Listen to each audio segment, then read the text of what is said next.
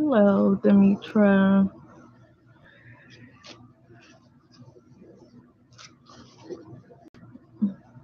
Hi. Hello.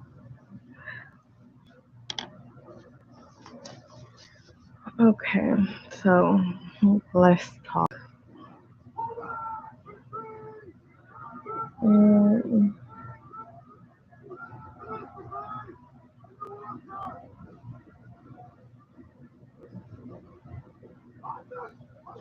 let's see here. Where do I want to start off? Okay.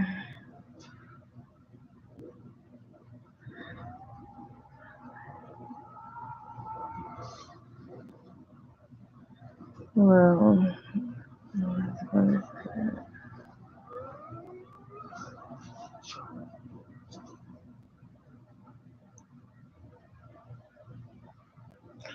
well, this movie is interesting, along with a lot of other movies that has a survivor to tell the true story of what actually happened.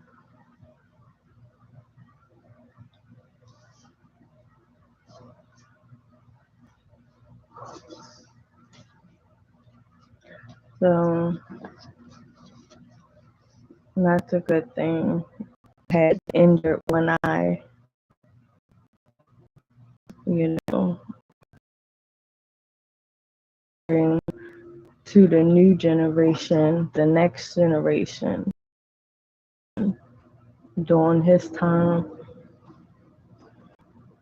And then that generation told their generation, but all generations was talking about it at the same time. So it wasn't no mix up or any confusion. Yeah. And then in the first 300, like at the end, shoot, I think he said they had 10,000. 10,000. 10,000 spotters from 300. Like, that's so how many more times over? You know, we don't bow down. We ain't like, nah, we good. Then that person, that tall guy, he was just like, no, you gotta bow down. I was like, nah. And then all the other people, the leaders or what who bowed down to that tall guy, they start coming after the Spartans. Like, dude, don't come after me because you took that deal, you took that offer.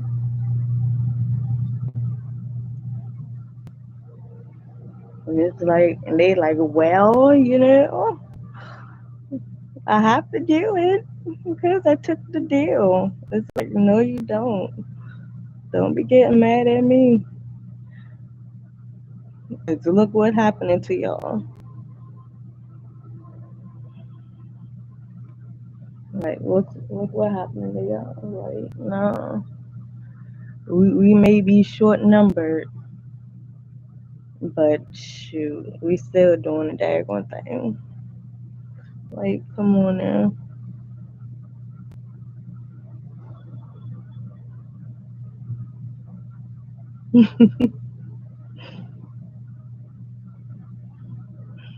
Yeah, that was interesting. Good for y'all. And then some other movies that I like. Some of the plots would be the ones where, let me think of a movie. It be the ones where the children parents get murdered, you know, and then even the children see it, but their parents are gone, and then the children grow up like getting revenge on everybody, everyone. Like, you did it, you followed this person's order. I'm getting you and the person who gave you the order. And if they say somebody told them to do it, I'm nipping this in the butt, going to whoever was a part, whoever made the call, just whoever was a part of what happened to my parents. Like, so movies like that is like, what's one of them? Um, I think his name John Claude Van Damme. I think that was him, and he played himself. He played two characters, double something, something. But he played himself in the movie, but playing two people. His brother. There's twins. So yeah. So they and the thing about that movie is they grew up in separate households. So one was raised in a particular way, the other one was raised somewhat most likely in the opposite way of what the other one was raised. But yeah, and they didn't even knew about each other. They didn't even know, or he ain't even know that he had a twin brother, that he had a sibling out there. So then when they met up, and the older people who cared for them after their parents, you know, was murdered or whatever, they knew, of course, about the boys. They knew, like, okay, you take one, I take the other one, you know. So when it was time for them to meet up, they men now. But yeah,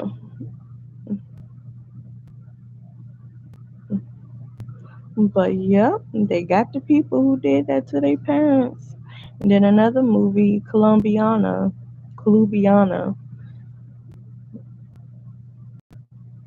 She yeah, the same thing with that. And she was doing it in slick ways, like in and out. And she was leaving her mom too. She was like, okay.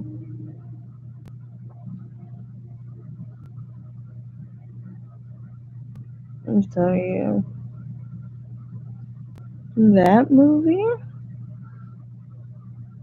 What else? There's some more movies. It's plenty. Plenty of stories and movies when that happens.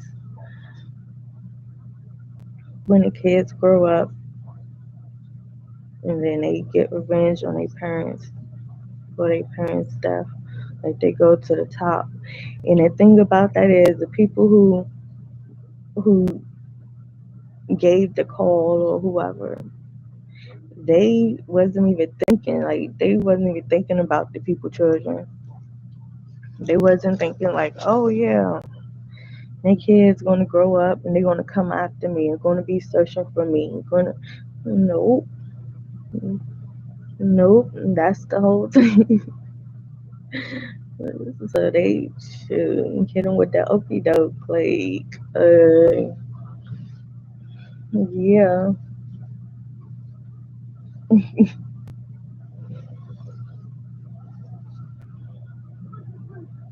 But yeah, I like movies like that. Cause it's like justice. and then that satisfaction kind of sort of is like, and then you have them remember, you know, you you know when they face to you, you like you know what you did, you know, and have them like, because who knows, they probably did that to a whole lot of people. Who knows, your parents might be the very special ones that they were just mainly targeting. But uh, so yeah,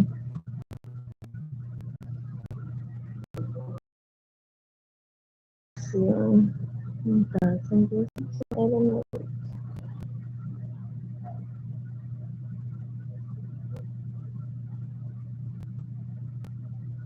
I was about to say Batman, but like the newer ones, the ones with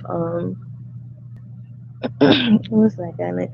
Liam Neeson, that one, and he was, but Batman didn't shoot with that one. All right, it's like the character that Liam Neeson played. He supposed to had like mentored Batman into going to this remote um location to like do nun work or just spirituality, just something. So there's just something that happened, and Bruce Wayne, he left town, and I think gave the homeless man his coat and switched with the homeless man. I think that's how that movie. Well, I remember that part in the movie, and then that's when he left and went to the snowy area in the mountains. So in the mountains, he stayed. I think they show how many years, but I can't remember. But he was training. And then that part in the movie when all them people, they was like, if you can climb the wall, you're free, you're out. So many people tried, and some people got seriously injured, and some people failed. Well, just about everybody failed. There was like ain't nobody made it out there. Well, I think they said one person did. I think they said one person made it out.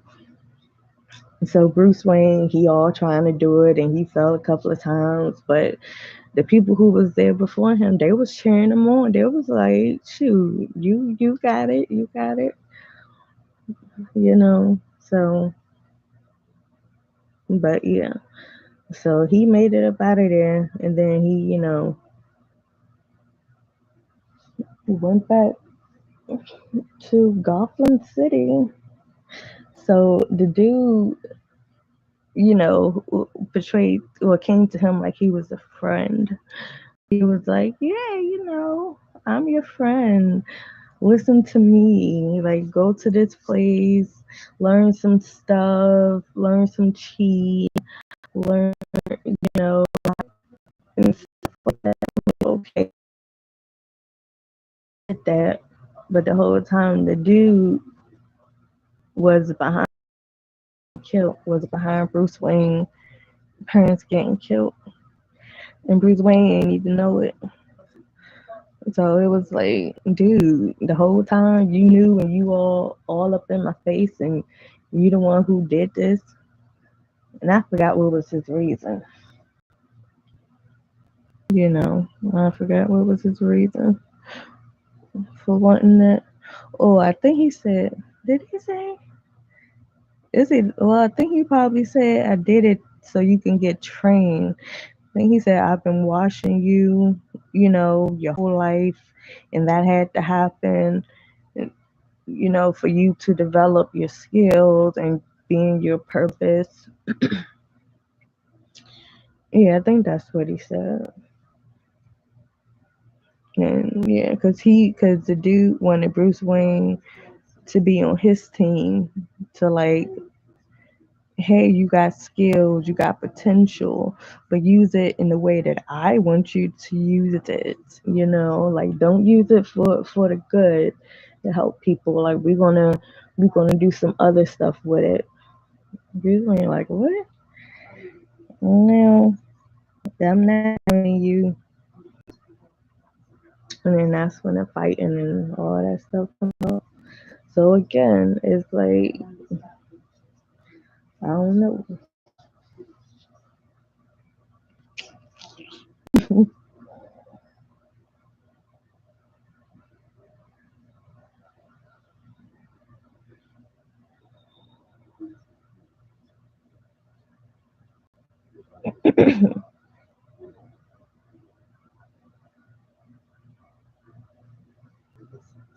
Mm, let's see.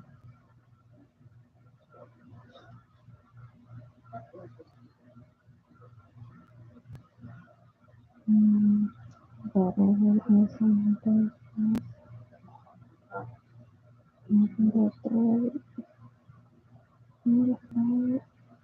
I keep hearing light in the dark,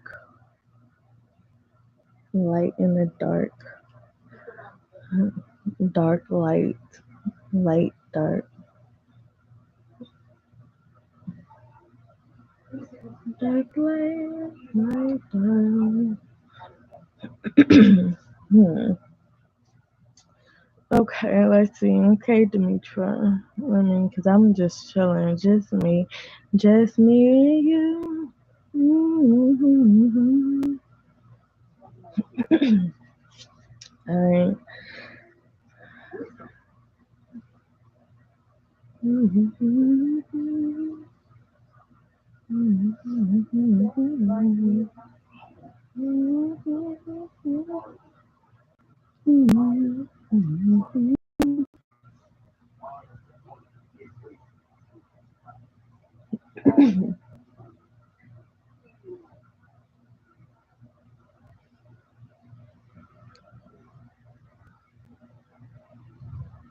Let's see. Um, I want to talk about my name. I mean, I can. I find the light in the dark. I was saying light in the dark. It's dark in my name. No, I don't have a K. I don't have a G for the light. So, GG. Hmm.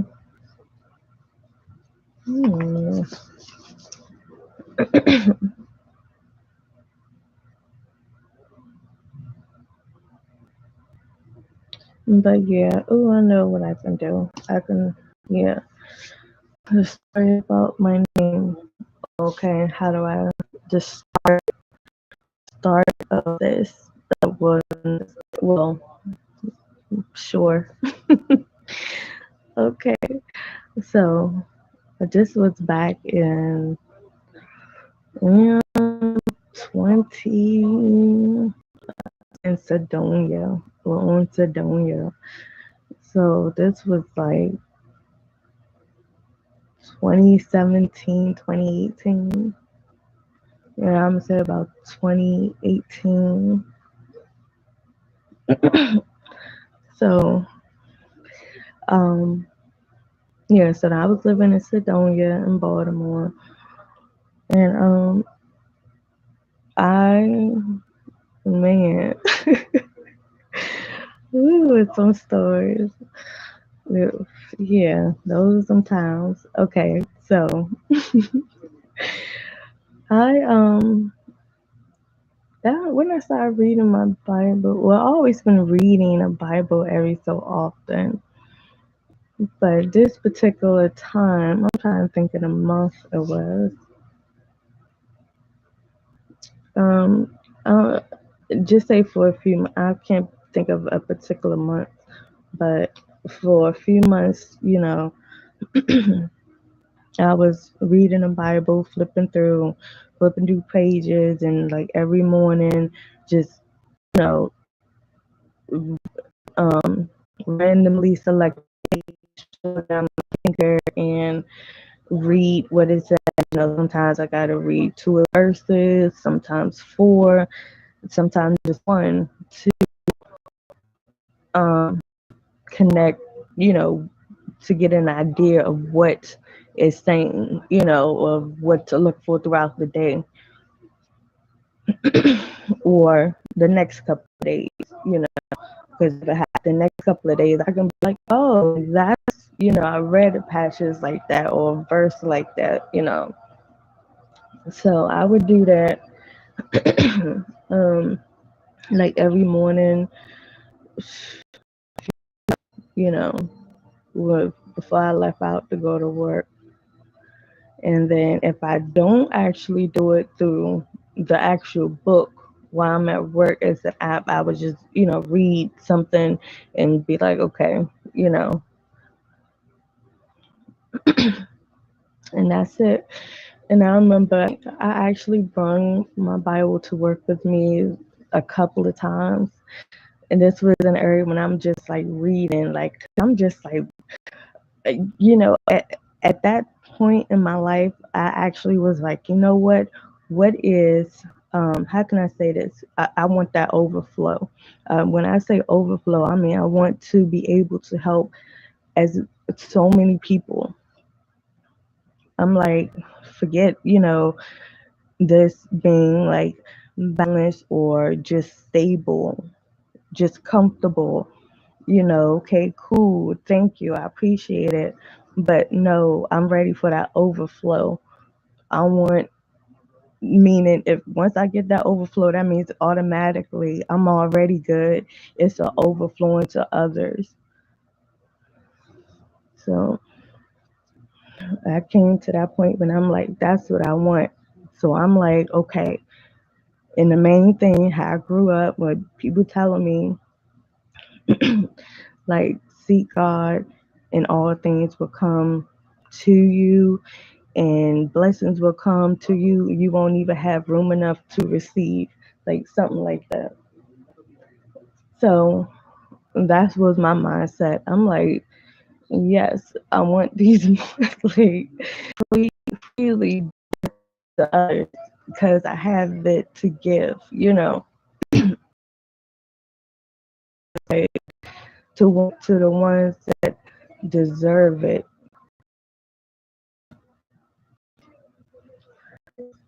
Uh, to make things simpler.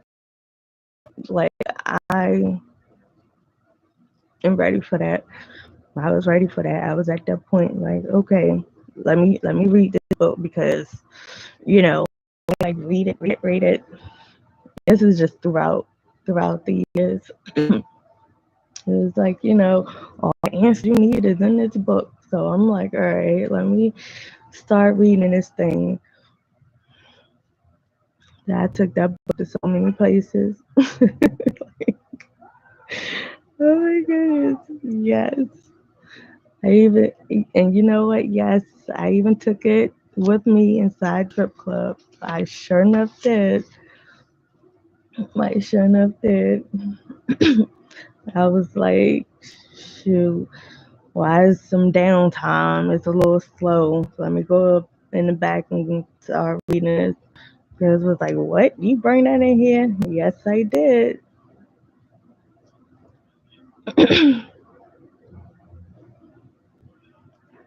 So yeah. But so yeah, so I was like, all right, I'm about to start getting back into this book. So mind you, I'm just like opening up the book and just picking something to read and taking notes on it and meditating on it. So I'm like, all right. And then um I had stopped doing it for a while. I wasn't doing it as often as I used to. So yeah, wasn't doing as often as I used to. It was still there. It was still, on the counter, on the table. It was still there. But I wasn't opening up and reading as I was, the months prior. So, So yeah. And well, yeah, I started dating. And that was, yeah, I started dating. So yeah, and I wasn't even going to say I started dating. I was just going to skip over that part. But I got my word list of all the words, well, not all of them, just the ones that I did so far on the refrigerator. I got this list in my, and the word, I don't think the word date is somewhere on here, but I'm looking at different words and it's coming out and it's making the word date. It got mate, I see, so I'm just like, let me just say I started dating. Like, just say it. Just say you started dating. And I wasn't opening up the Bible so much as I used to. So, and so yeah. And then what happened next? And that was, yeah, like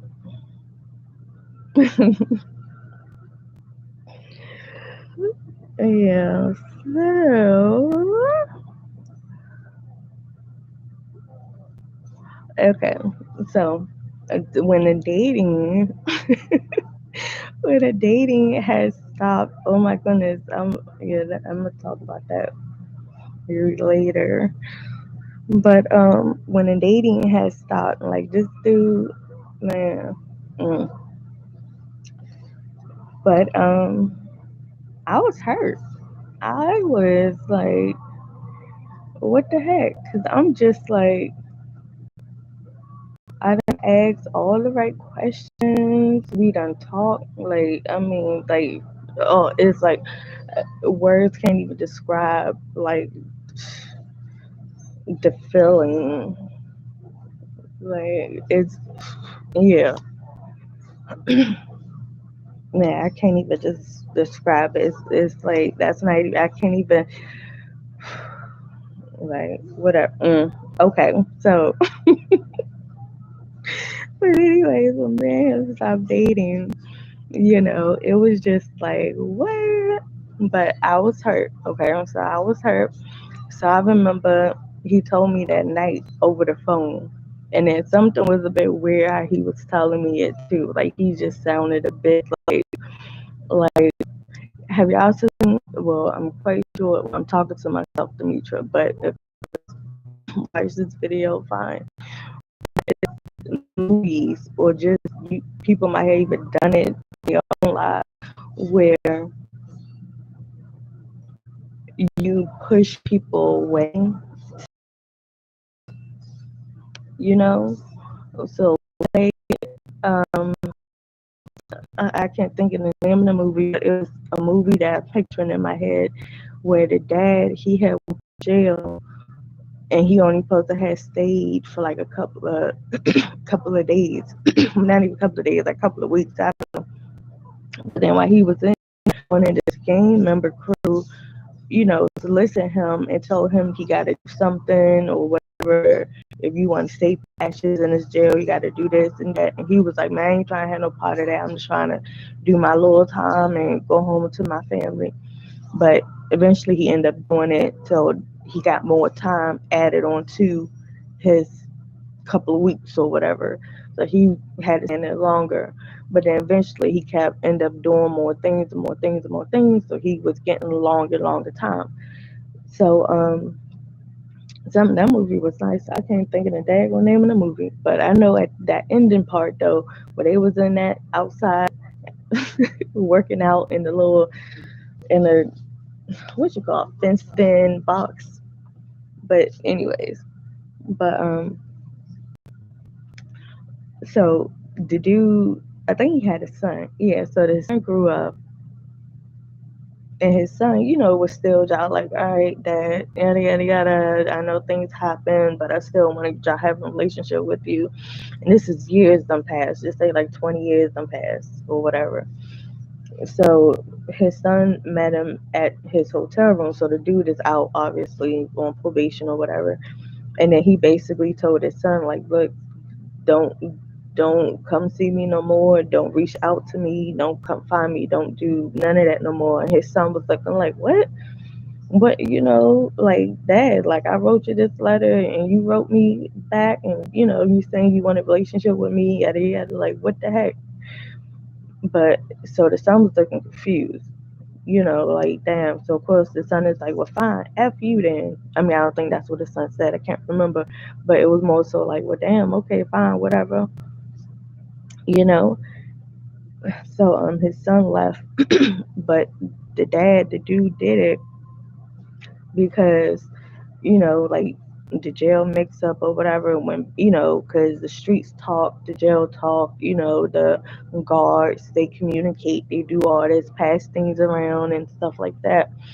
So it was something like the dude, since he didn't do a job or something, that he was going to get got something. But the dad was basically saying, like, look, I don't want you around me. He ain't say that to his son, but he had to do it. He can't just say, hey, I don't want you around me because people out to get me, and they're going to be coming looking for you, and then they know you, they know this, they know that. So, like, nah, his dad ain't going to say all that. So, but yeah. And it's other movies like that also.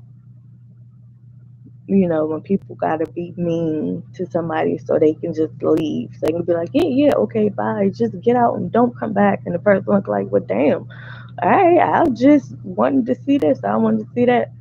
Or, don't call me anymore. And that's to help them out. But the other person don't know. So they holding. Of course, they're gonna be like, well, damn, if I see that person again, I ain't F them, whatever.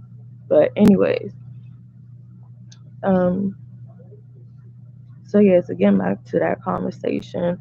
So when he called me, he was saying that, like, yeah, blase, blase. And the way he was saying it, I'm like, okay. Like it just sounded like he was doing one of them, like he didn't want to say it, but he had to say it in a sense, like, like I gotta say this. So yeah, so yeah. Um, so after that conversation ended that night, it didn't hit me till like the next morning when I opened up my refrigerator, and then I seen his cup. He had a Pacific styrofoam cup, and I was just like, in some tea. He liked this specific tea, and I was just like, did that conversation happen last night, or was I dreaming? I checked my phone. I was like, oh, okay, yeah, it happened. But yeah, and that's when, shoot. And I had a balcony, so I'm on the third level, and the view was nice. Like I like when I tell you that apartment that I had, that view, especially on the 4th of July, I mean, yeah, I'm quite sure on New Year's Eve too, but I'm quite sure it was probably cold. But actually, I was asleep on New Year's Eve one year. But I remember when I first moved in, like in May or June, and then in July, of course, it's 4th of July. I sat out on my balcony because I was like, I ain't going downtown, I ain't going nowhere. If anything, I'll watch something on TV, the fireworks on the TV. So I'm like, I don't know how they do it, around here in Baltimore, whatever. And so, but I sat out on that balcony, and even though I'm on the third floor, it's still a bit high up because it's like on a slight hill. It's like on a slight hill. And so, and like I said, the view, I had a nice view, not just from the fireworks, but just in general. But anyways, that 4th of July came, sat them chairs out on a balcony, and she sat out there, and from like different directions, I seen fireworks in the sky. Like, I was like, oh my goodness, this is so freaking nice. Like, I was like, wow, okay. Okay, I see you, Sedonia. But yeah, that was a nice apartment. And then that apartment, and mind you, this is my first time moving to Baltimore at this time. I grew up in PG County. I grew up in PG County. When I was younger, it's mostly Capitol Heights, Nova Avenue, Boundary Avenue, Marlboro Pike. Yeah, like that whole strip. That was the main thing. Then my grandparents over there on Kenilworth. So, and then in Oxon Hill, right, my other grandparents. So yeah, so I stayed mostly in the PG County area, but during this time I have lived in Wardolph with my mom in Charles County. So this is my to Baltimore.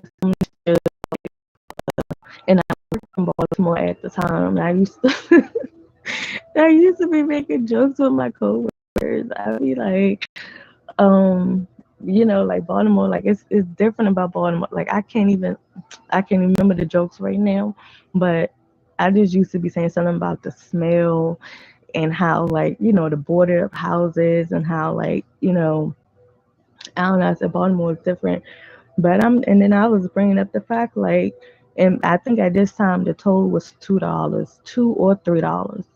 I think it's $4 currently, but I think at this time it was either $2 or $3. And I'd be like, we already in Baltimore. I said I gotta pay a toll just to stay in Maryland, just to get in Baltimore. I was like, Baltimore is an island. I'm like, how you in Maryland and you want to cross over to another part of Maryland, but you got to pay a toll, like, and not no 50 cent, 25 cent toll, like dollars toll, like what? Like no. And I remember I came to work late one day.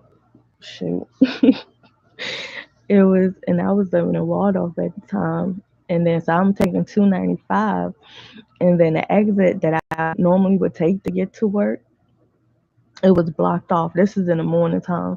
So it was blocked off because a tractor trailer was trying to make the turn and it flipped over or whatever. So I'm like, oh my goodness, that's my exit. Like that's the only way I know how to go. And for some reason the GPS on my phone was not working properly. Like that thing, oh, I don't even think I had GPS on the phone that I had at the time. I don't know, but yeah, I think it, but it was working properly. Like it would send me someplace else, like pinpoint me my starting destination where I was at 4 days ago, and then I gotta wait for it. Was just like no, not working. So I'm like, that's the exit that's supposed to take. I'm talking to myself like, um, uh so I'm just following the rest of the cars that I'm just like, I know they probably about to take the exit. I know they're about to take the exit. So I'm just following the cars. So we going straight on 295, just keep driving. So I'm like, okay, looking at these exits, and I'm like, I don't think I need to take that one because I don't know that. So I said, I'm just follow these cars and see what they're gonna do. So we still driving on 295, going down, going down. Once I see downtown, I seen what the Oriole Stadium like, and I'm just like, what in the world? I seen New York signs to go to New York. So I'm on 295 and I'm driving, so I end up going straight down into the city, like where the stadiums and stuff is at. So I'm like, oh my goodness, I'm freaking in Baltimore. So and this light, and mind you, I work in Baltimore, but this is like downtown Baltimore. So it's this light that people was making U-turns and stuff like that. So I'm like, obviously I'm gonna make my U-turn too. But I rolled up all my windows, like I pushed that button. I was just like, I don't know what to expect. So I rolled up my windows. So, I end up going to like turn and, following the cars, boom, got on where I had to be. So when I got to work, I took co-workers out. I just like, and I said, it smelled different once you cross over. I'm like, I was serious. I'm like, shoot.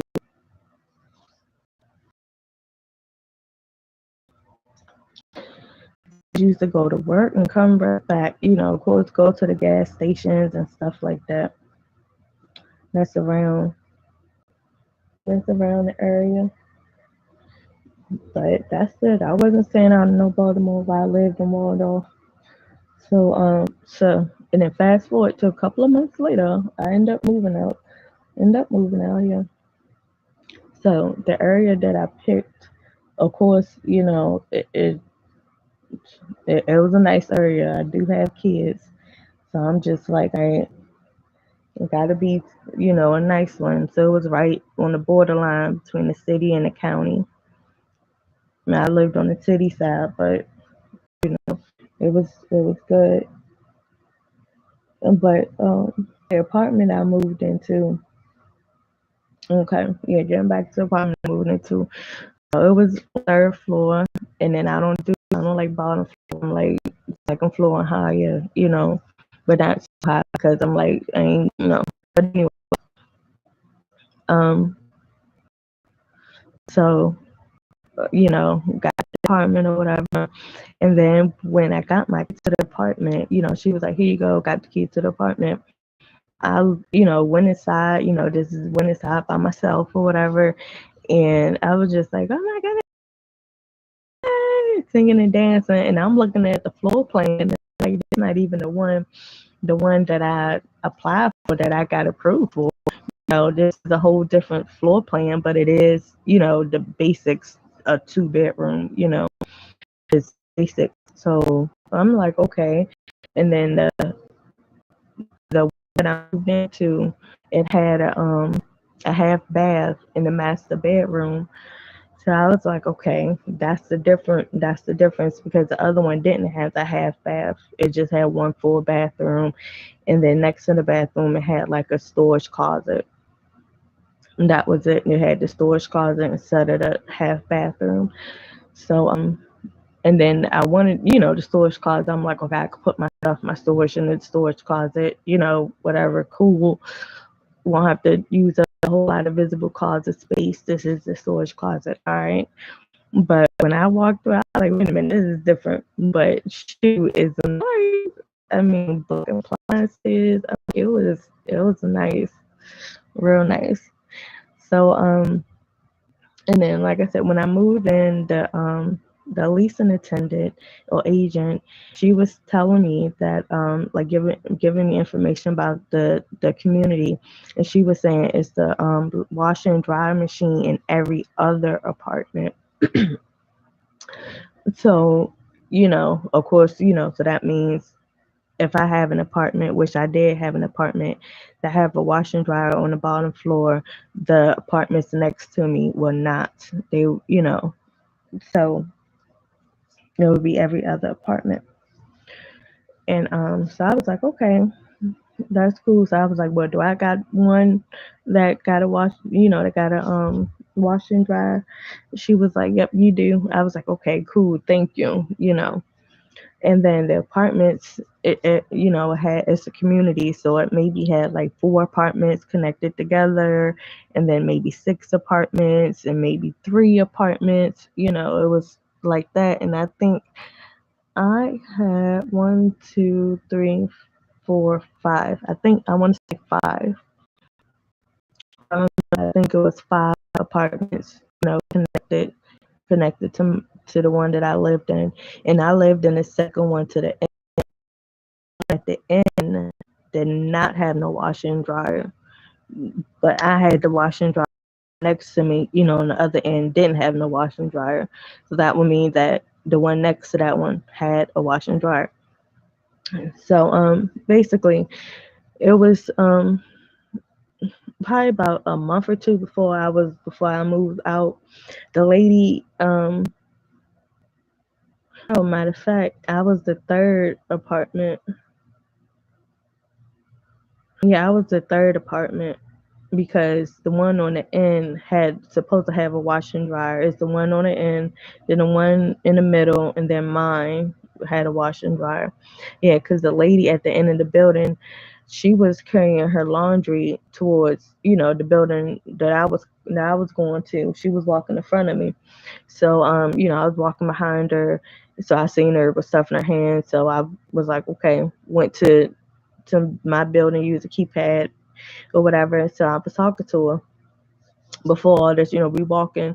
So I said, a lot of people must be washing clothes in your building. And she was like, why you say that? And I was just like, because the washer and dryer, is it down? She was like, we don't got no washer and dryer inside that building. I was like, you don't? She was like, no, I don't got no washer and dryer. And I was like, she said, everybody that I know, she said, well, I'll come over to this building right here, to your building to use it. I was like, oh, I said, well, I thought the people said that every other building have a wash and dryer.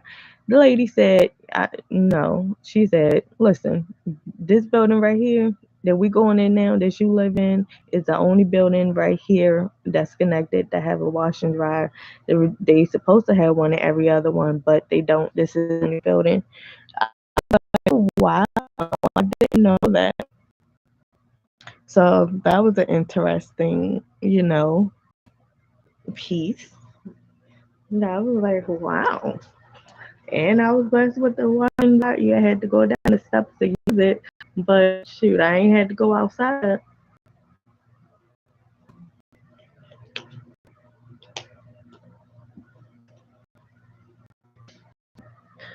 And so,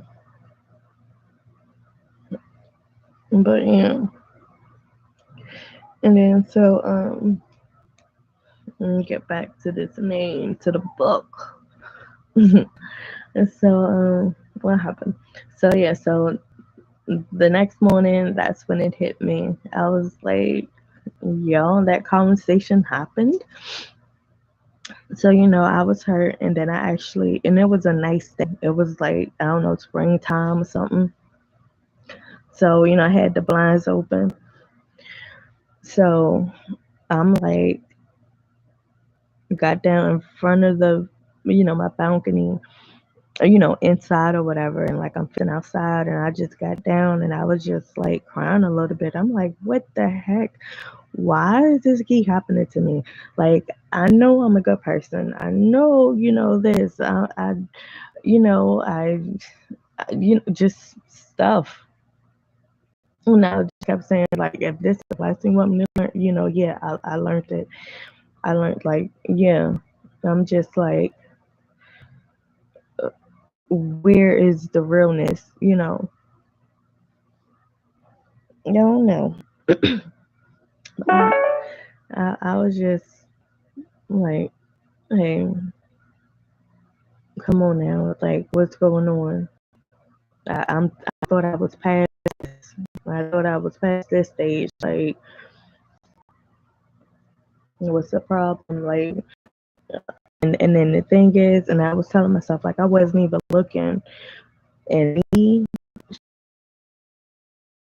were dealing with guys, and the guys that I've been with, and as I got older, I'm just, of course, I slowed down, whatever. I like paused, really, like I just stopped. So when this guy came, in my life, when we started dating, well, he been in my life for years though. But when we eventually started, being together and was dating, I wasn't looking for that. Like, I wasn't putting myself out there like, oh yeah, I'm going to the club. Oh yeah. It was like, no, I'm simply going to work, going to the daycare, picking up my kids, going in the house, go to the grocery store. Like, that's it. And once in a while, my coworkers, they became family. If, they say, hey, it's a such birthday, got like three people birthdays in 1 month or whatever, and they want to go out and do something after work on a Friday, of course, on a payday, it's like, okay, I might go ahead and do that. But that's like that once in a while. That wasn't no every other Friday. Shoot. I think all of us had to save up just to do it once. Just to do it one Friday every 4 or 5 months. Shoot. Had to save just to go out. But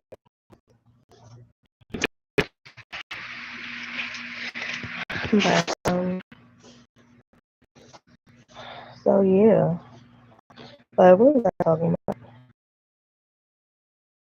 yeah, I wasn't, putting myself there out there. T-shirt, tennis shoes, whatever. When I go to the grocery store, jeans, t-shirt, tennis shoes, like whatever is clean and comfortable. So when we started dating, I was just like, oh wow, this was, I wasn't expecting this, but okay, I'm shoot, yes, thank you. But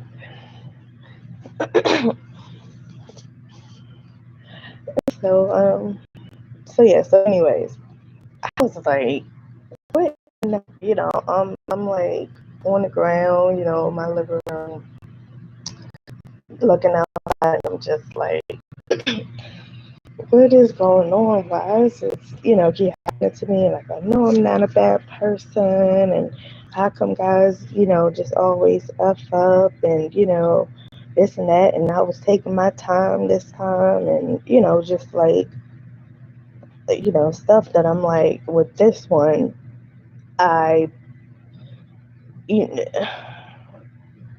yeah, like basically, I was taking my time. Like, everything that I've been through with the previous relationships or previously dating or just doing whatever, I took something from that, the positive, and I'm like, okay, reflecting on it.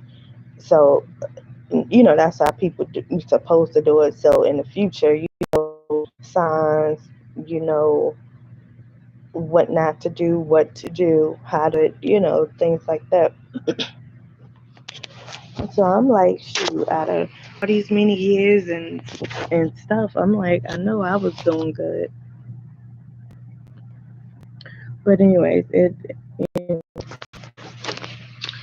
ended, which was cool because all things happen for a reason. So I'm not even, you know,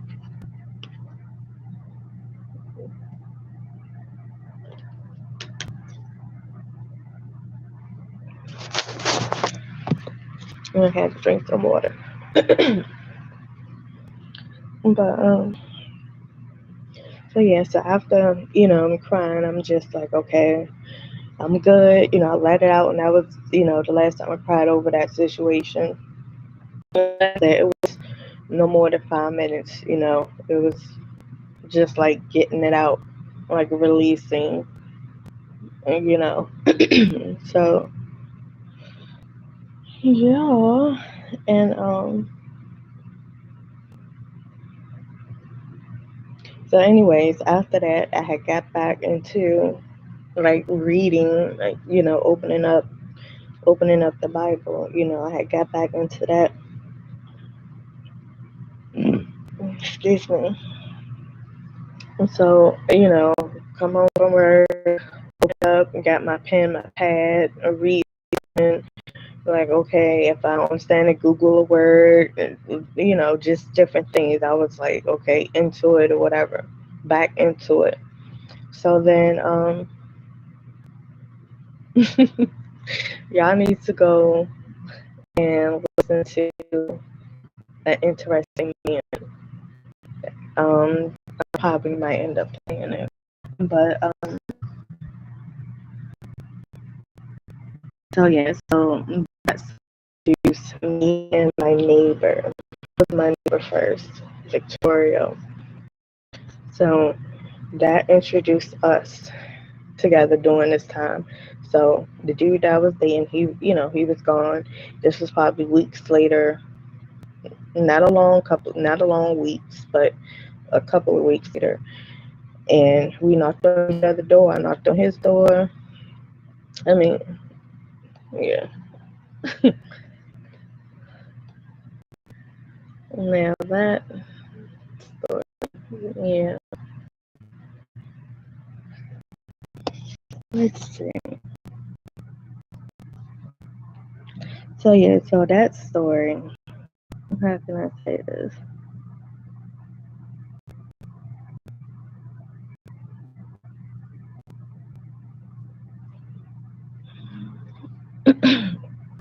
Well, I knocked on my neighbor's door. Okay, yeah. So it was.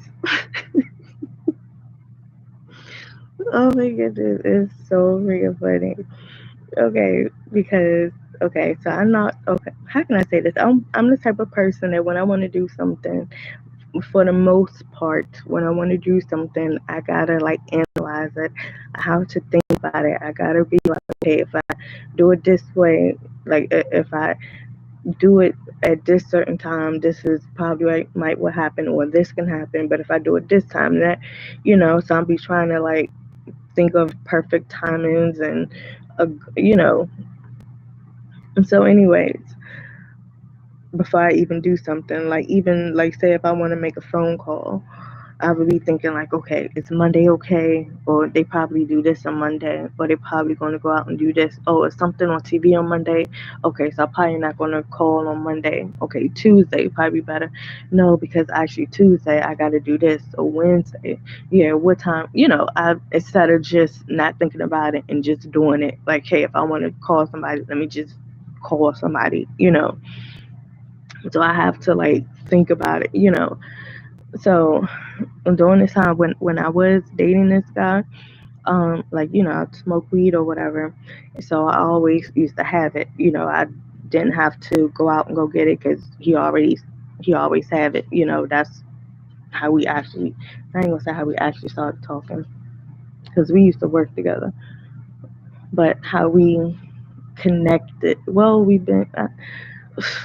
Mm, but basically, once uh, my I was, and then the previous person who I was getting it from, I didn't really want to talk to him. Just want to come over and do something, and when I say something, I'm using quotations, and I was just like, I ain't trying to do all that. Like I'm done with that. So I was like, I ain't trying to hit him up. So I'm just like, damn, who to get some stuff from. So like I don't know nobody in Baltimore. That was like my only real person, to get some stuff from. I'm like, I'm not going to be calling him. No, I'm good. So then I remember I was like, shoot, when I first moved in here, maybe a couple of months after I moved in, I smelled some marijuana smoke coming from my next door neighbors, and this was like a year ago. Because at this time, I think I was living in Adonia about 2 years now. So I remember like a year ago, well, I guess 2 years ago or so, when I moved in, I smelled some marijuana smoke. But of course, I didn't go over there and be like, hey, my name is, hey, I'm your new neighbor. I ain't knew none of that. That was just like a mental note, like, all right, some cool people next door. All right, cool. So, yeah. And then, so that replayed in my mind, not really replayed, but that like came to my mind like, oh, my next door neighbor, maybe they might have some, that I can get. So I'm just like, all right, I think I'm gonna go knock on the door on Tuesday. Then Tuesday come and I don't do it. And I'm like, all right, I'm not gonna do it on Wednesday. Wednesday come and I don't do it. And then I started thinking I should just probably call my old friend, just get something from him, like, whatever. But I'm just like, no, no, no. So I'm like, let me just do it next door. Let me just knock next door. And then that day I still don't do it. So then one particular day I'm driving home from work and then I haven't smoked anything maybe in about 2 weeks, maybe a week and a half, maybe 2 weeks. And I was like, all right, you know, I'm just gonna knock next door, and say, okay, as I was thinking, what time did I say? I gave myself a time. I said I'm gonna do it like 6:30 because I'm like they probably at work and I don't want to knock on the door, don't nobody answer. Wait, I'm get signed to just don't go there, don't knock the door again. So I said I'm gonna wait till about 6:30, because they might schedule. I don't know, but I was I'm gonna do it at 6:30. So I'm driving. And I'm by myself. My kids, they with their dad, was like they scheduled with their dad. So I'm driving or whatever. So come inside my apartment, put my stuff down. My time is 6:30. Put my purse down on the counter, and then while I walked back out my door, and then just knocked on my neighbor's door. No, I actually got, yeah, I got some money out my purse. Then I knocked on my neighbor's door, and then he done banged back. But anyways, once he finally opened the door, what I wanted was right there on the table. And I was like, I just want, can I have some? Here you go, thank you, thank you. Okay, like, thank you, that's it. All right, you guys have a good day. So I was like, whew, went back inside. Like I said, y'all go listen to that song. It's called An Interesting Man. Oh, did I even tell y'all? It's on my Facebook. My name is, what's my name? Demitra Hill. It's on my Facebook page and it should be public. An interesting man. So and it's all, yeah. So that's how me and my neighbor met, me and Victoria met. But yeah, so and then at that moment I was just like, I thought I was gonna do it at 6:30, but I'm like, shoot, I just did it, and I was up with myself like, did I really just do that? Like I didn't even think about it. Like I literally just boom went inside my house, had this together, boom, knocked on the door. Like it's just like, dang it, you gonna do it now? Like I was like, gonna do it now. Ain't no wait until 6:30, because when 6:30 come, you're gonna be like, oh, I'll do it. And then said, well, no, you can do it. Oh, okay. So I'm glad that I did it. Okay. And so yeah. So let's see. Fast forward. Fast forward to um. So I'm back at the table. So now this is, after, I smoked or whatever. So I'm got the book in front of me. And I would do this normally anyway, or I would do it, before I go to work, just not smoke really, but I'm talking about with the book. And I would just had it in front of me, had my pen, my paper. I was like, all right, I'm back into it, reading some stuff. I'm reading, got my notes, and this is like in the middle of the books. I didn't start off from the beginning, but then, actually the next day, I think I started from the beginning, because after a while, I was just like, okay, I get it, but let me just start from the beginning. Let me start from Genesis. Let me do that. That might, I could probably get a clear understanding, or see what is what in the beginning. So then that's when I started like thinking and realizing to myself, like, the Bible was like the only book, well, besides like the dictionary, I guess, like, again, I think probably that. But anyways, and probably a few other books. But basically, the Bible is like the only book that a lot of people do stories in there, that some of them intertwine with each other, but you can flip through pages. Like it's not in a particular order. Like it's not like a whole story, together. The next chapter it bases the previous chapter. It's like mixed in, and even with the different, I guess, stories or names. What do you call them? the I was about to say dividers. It's still like you can read bits and pieces. Oh yeah, read the story of this person, read the story of this, the chapter of this person, and you still don't even got to read the whole thing. People pick and choose. Okay, we're just going to read two verses from this chapter, then flip to such and such verse 12, and we're just going to read verse 8 and 9, and then flip to, and then somehow it connects to, to each other, in a way. So I'm like, versus reading like a storybook, how you read a regular storybook. It's like, hey, I'm reading a storybook, and this is what happened in the beginning, this is what happened in the middle, and this is what happened in the end. These are the characters, boom, boom, boom, this is the plot, you know. But the Bible is the only book that has stories, that you don't, it's a book that you don't gotta read page 1, 2, 3, 4, 5, 6, 7, you don't gotta, can if you want to read all the pages, in chronological, because some stuff. Okay, so this basically what I also realized, because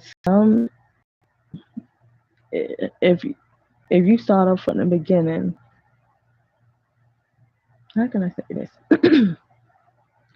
Basically, if the beginning is unstable, or if the beginning is unclear, if the beginning is like questionable or debatable, and I'm talking about Genesis, if the beginning is, it's like confusing, or the beginning has a whole lot, the big shoot. Now I'm talking about the Bible. The beginning has a whole lot in it. Okay? So what I realized is, as I'm reading it, because I'm just start from the beginning, as I'm reading it and taking notes, I'm like, wait a minute. And I'm trying to picture it, because when I read books, especially a good book, I'm trying to picture everything. It's like a movie playing on a screen. So as I'm reading, taking notes, I'm visualizing it, I'm writing it down, trying to picture it, and I'm like, mm, this not really adding up too much with some of the stuff that's being said, and people are skipping over certain parts. Like, can we focus on, like, did y'all just skipped over an important part about male and female? Like, did y'all skip over that and went to Adam and Eve? Like, can we focus on this male and female? Like, can we focus on unclean and clean? First, it was only just bring clean, and then somebody else said bring the unclean, or was it the same person? It's like different names, and only having sons, but then yet other people popped up. I'm like, come on, we need to get this beginners. We need to, you know what I'm saying? So I'm realizing that, and I'm just like, if not everybody, but mostly people be basing the foundation on the beginning, on Genesis. That's the foundation. And I'm like, if the foundation is not even solid, that means everything else further is just going to crumble. Eventually, it's going to crumble and fall.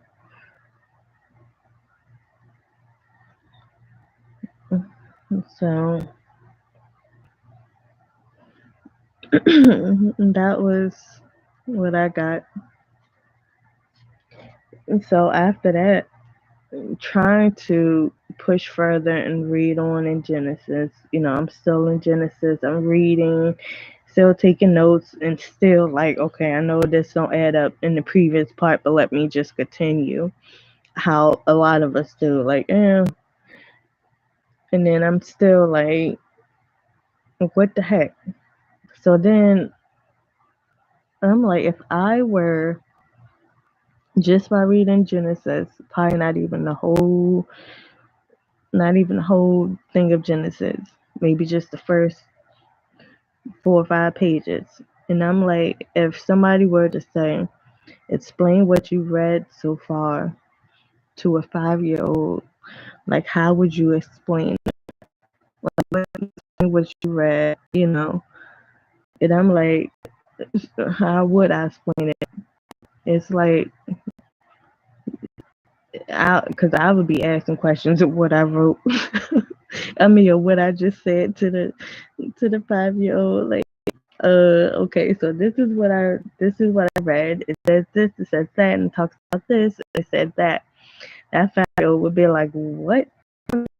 How can a boy, a man, do this? And then what was this? And then I'll be like, what was the first male and female, and was the other talking animals, or was this a snake? And you freak out that the snake was talking, or was this a person? So that means another person was already there. Who made that person? you know, was other animals there? Like I said, was this a snake? But where was it made at? Where was the snake made? Because there's supposed to be two of everything, in the garden, I guess. Or was this a person? Just different things.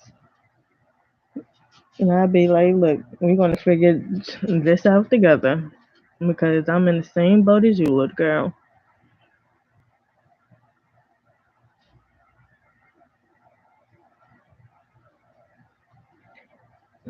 So, yeah.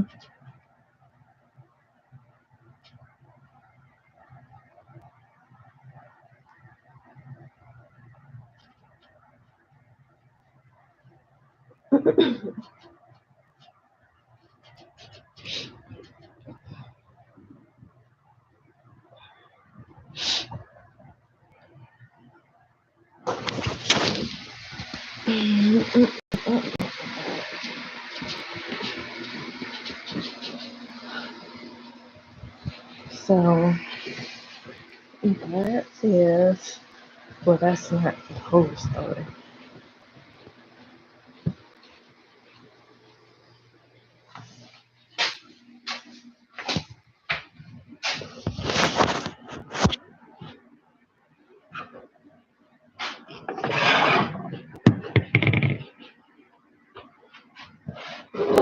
But that's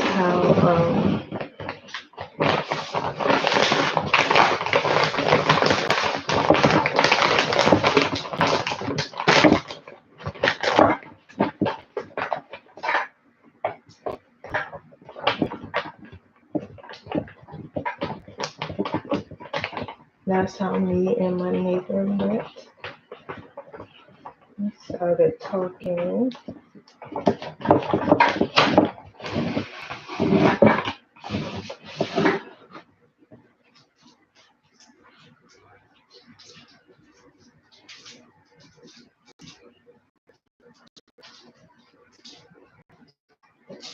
This chair.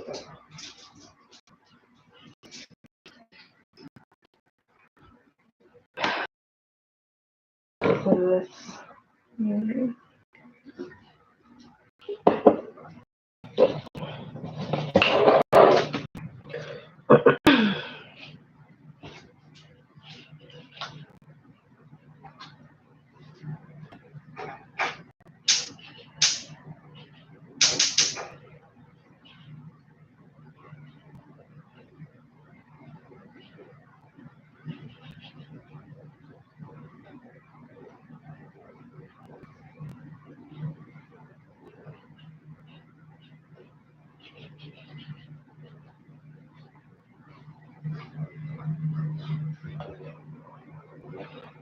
So,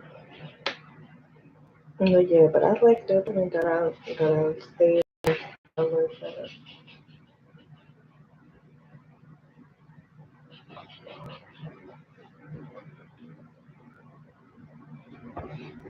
It was nice. But yeah, so once and then I want a chair. Like, her.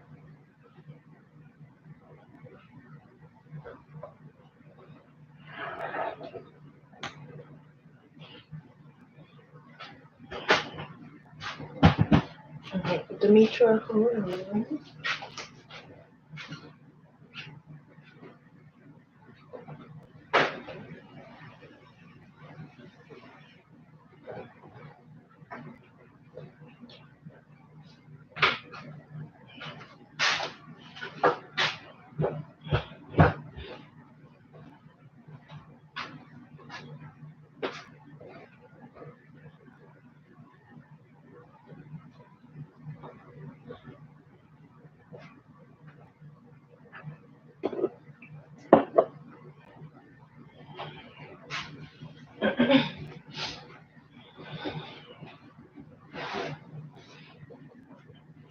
So yeah, and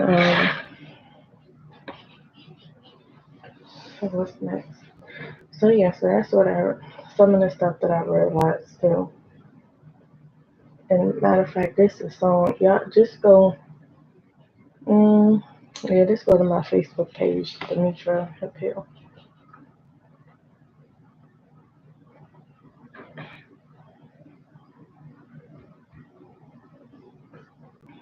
and listen to some songs.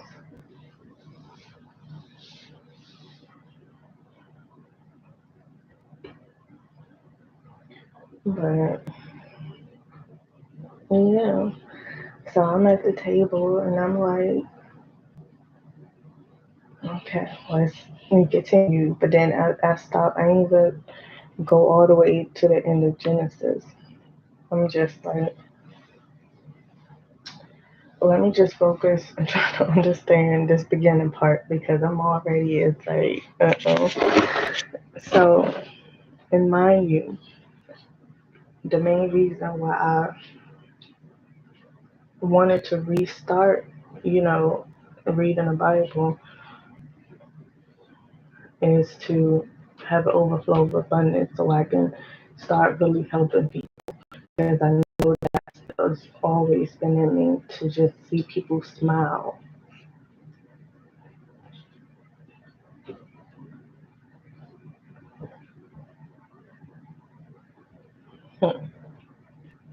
So I can smile.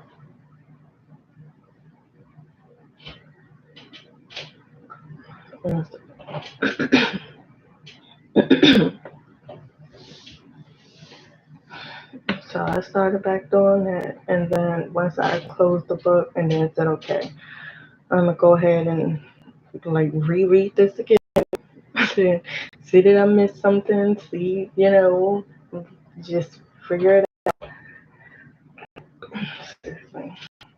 And then that's when I kept hearing your name,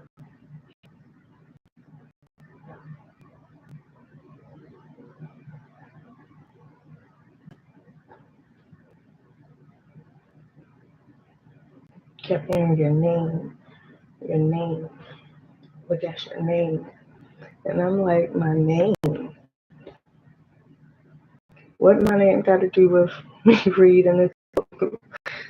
And I kept hearing your name. And I wrote my name on the sheet of paper. And then I heard words. And then, of course, I'm like, okay, I did this before. And then all the words that I had already were all in the sentences, the notes that I had already on that sheet of paper. It was like forming different words that had my name in it. And like, and I'm saying it, and I'm like, oh, wow, okay. And mind you, I've done it before, but saying it, I'm like, okay.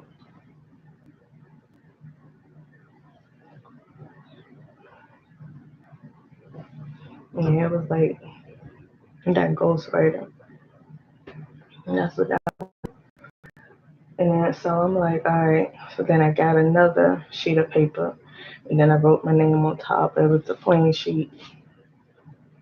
I started writing the words. So I'm like, all right, you know. And I'm just writing down words, and of course it's a lot. So I'm like, okay, what's my name? What do these words, have to do with what I'm reading? What do I have to do with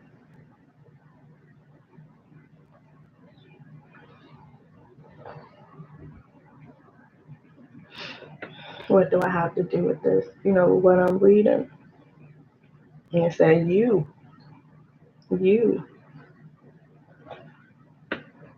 I was like, okay, that's enough for tonight.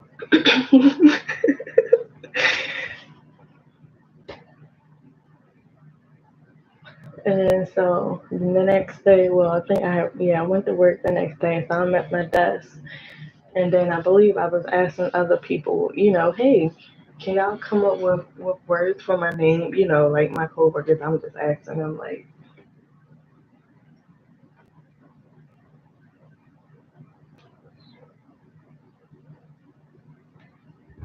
matter of fact, that was maybe a couple of years ago. I was asking my coworkers and come up with words for my name. You know, like, hey, because I showed them so many words that I had with my name. So they looked at the list and was like, oh, I can add some more. So then they started adding some more names. But this was like a couple of years ago. So like I said, I had, done this before, but it was like more words, added onto the list. So like the next day or two, or actually the next day, that's when Victoria knocked on my door. And the stuff he was saying, and in my mind, I was like, I was just saying that, or I was just thinking that.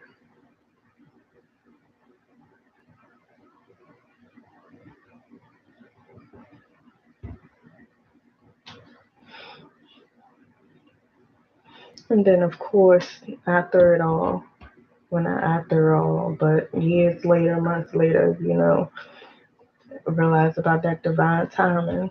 It's like, it's divine timing. And I've been knew about divine timing, but actually, like, oh, I see it. Like, I get it, you know.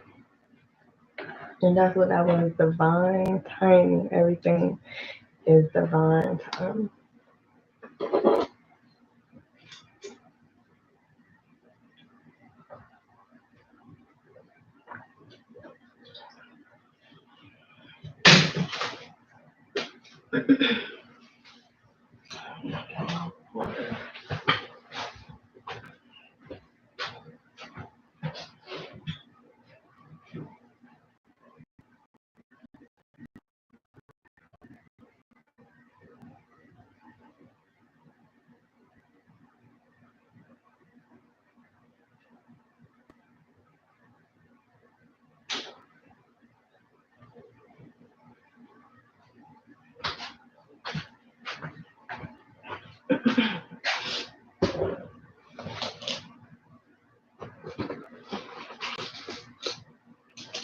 But yeah, it was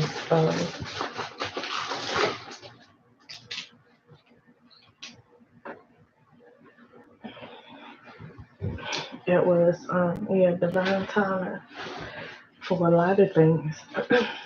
A lot of things in life. Like I said, looking back, there's so many. Like I said, I know a lot of people have so many testimonies. I have so many testimonies for looking back on things, and I'm just like, how do I going to get up out of here? Like, oh my goodness, how am I gonna get through this? Stuff like that.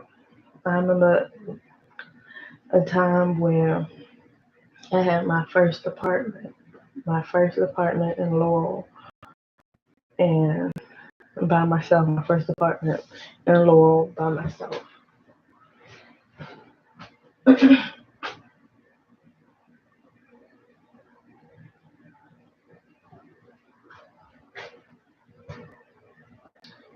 And, it was a two-bedroom. I had two sons at the time,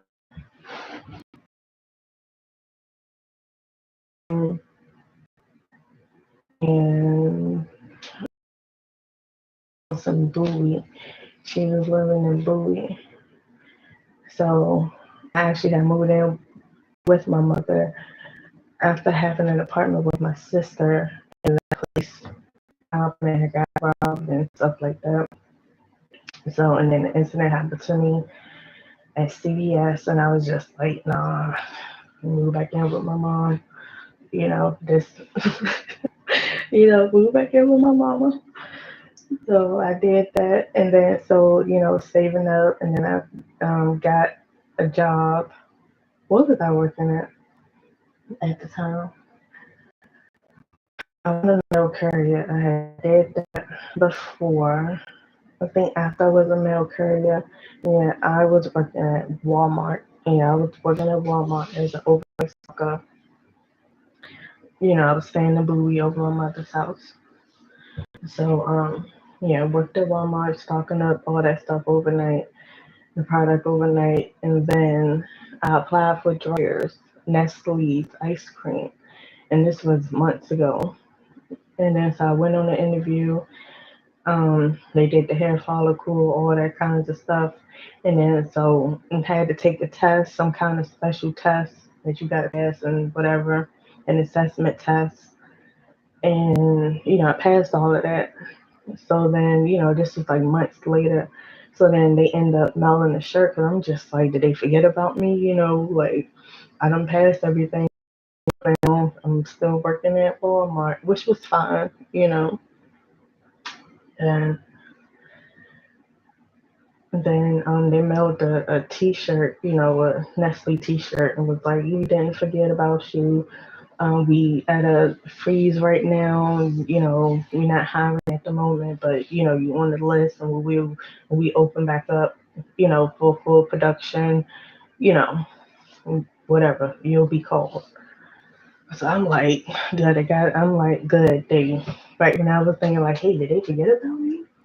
Sent me a shirt. I'm like, okay, good. And then and then letter or card or whatever. So yeah, so basically I ended up working in Nestle, and then like a couple of months later, that's when I put in an application for this apartment, for my very first apartment, a nice area. The elementary school was like right there, walking distance in the complex. That was great. Got approved, and then the thing that I approved on a special. That's how they. I'm gonna say that's how I got myself, because the special, um, it was $200 off your rent every month if you move in by such and such a date. So you get $200 off your rent every month. And me, my first apartment, I'm like, and I was working at dryers, and I didn't really have too much bills, so my money was getting saved. So I was like, all right, I think I can probably manage, no more than like 1100 a month. So no more than that. Of course, less is better. So, and how much was it? Shoot, when I got up in there, that one thing was $1,200 with the special. So that means the original price was 1,400. So, mind you, my first apartment by myself, and I was, searching around and stuff like that, but I like this particular one. So when I moved in, had a balcony, it was facing the woods. The apartment was nice, had a wash and dryer inside the unit and a kitchen, like everything was brand new. When I moved in, it was like remodeled, it was updated, freshly new appliances and everything. I was the first person, you know, to use that stuff. So I was like, okay, and I liked the bathroom, had a long mirror, on the wall. It was, it was nice. So I'm like, okay.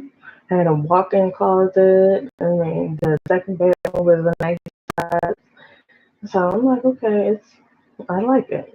First apartment, hey, nice. It was nice. Okay, it was nice. So then, I kept up the rent, everything good until about, I don't know, I'm gonna say a year and a half, 2 years into it. Maybe a little bit after 2 years. I don't know what done happened, but I got behind. I think we was going on the slow days, like far as we have slow seasons during the wintertime because we make all the ice cream during the summertime. And then the wintertime is like short days. You have like, half a days. And I was working second shift. So we had to be at work at, I think, 3 until 12, basically, for second shift. So we get to work like at 2:30 because, we got to have the meeting or whatever. Well, the meeting started at 3. So, of course, we got to be in uniform and all of that at 3 o'clock because we got to have our meeting. But every days when we get there at 3, have our meeting, and then like the end of production is at 6 o'clock. So, we cleaning the machines, we doing all that, and then we leaving at like 9. So it was, days were short, and then sometimes they would give us the opportunity. Do you want to stay on, stay and work online, such and such, but you got to stay until that shift, and you can't leave at 12. And they, let's say that line ends at 12. And sometimes the lines be ended like at 2 in the morning, 1 in the morning, And I'm like, no. I'm good. Sometimes I would stay, but for the most part, it was like, so needless to say, my checks was getting, my checks wasn't full, I'm gonna say. So then I got behind on some rent, and then I remember, paying it like after the 5th. I would pay it like on the 7th or on the 8th or whatever, pay what I normally be paying 1,200. So then I started getting, notices on my door, you like 800 short or whatever. I'm like, what? Like, no, that's wrong. But eventually, when I, went up there and started talking to the people, like, y'all, this is miscalculated. The girl broke it down. She was like, every time you pay after the 5th, if you pay on the 6th, 7th, 8th, ninth, that $200 for that special, it's void. Like, you got to add that $200 along with that 5%, fee. I'm like, what? What? I'm like, okay, I gotta get some extra.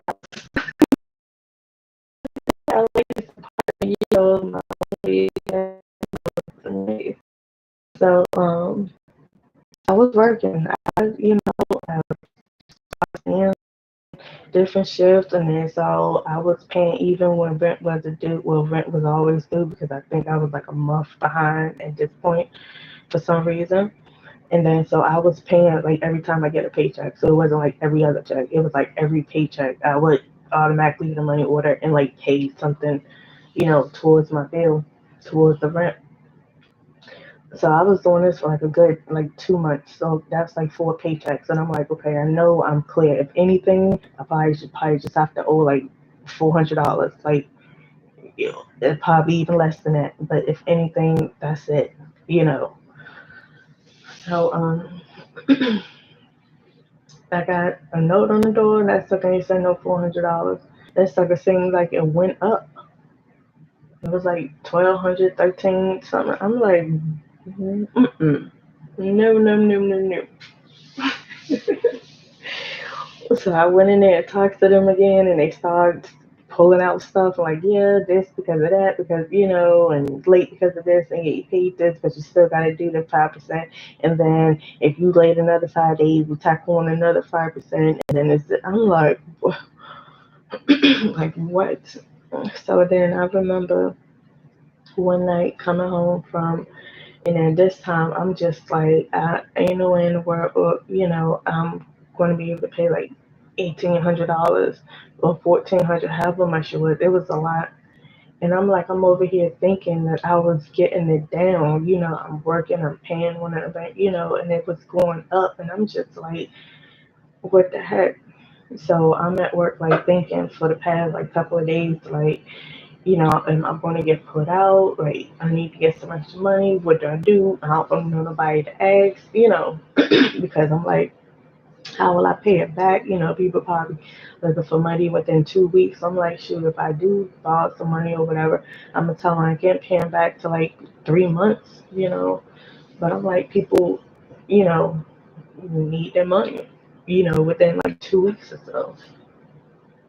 So I'm like, so one night I came from work, and I remember there was a notice on the door, on my door, one of them, um,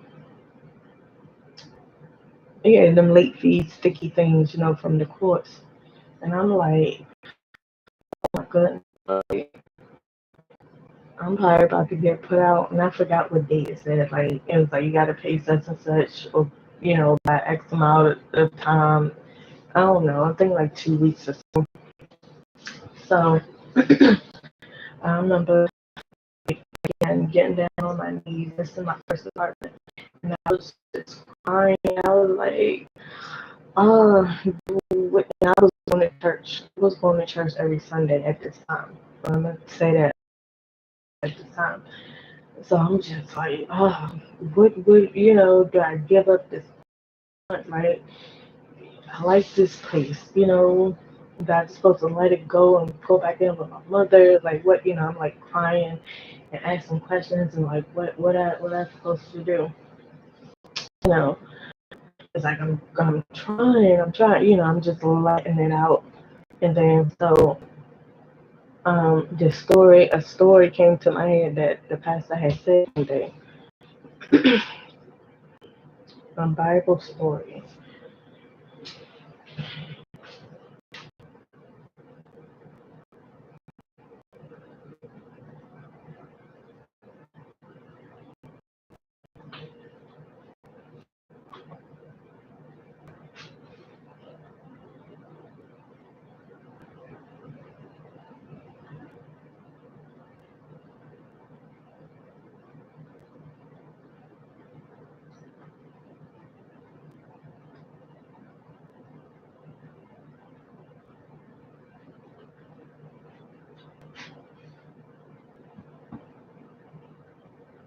And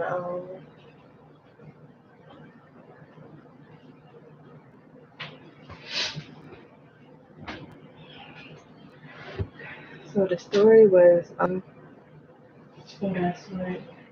when Jesus and his disciple was on a boat on a ship or something, and then a storm was coming, and they thought they was gonna overtip or tip over or something. So they started throwing items off the ship.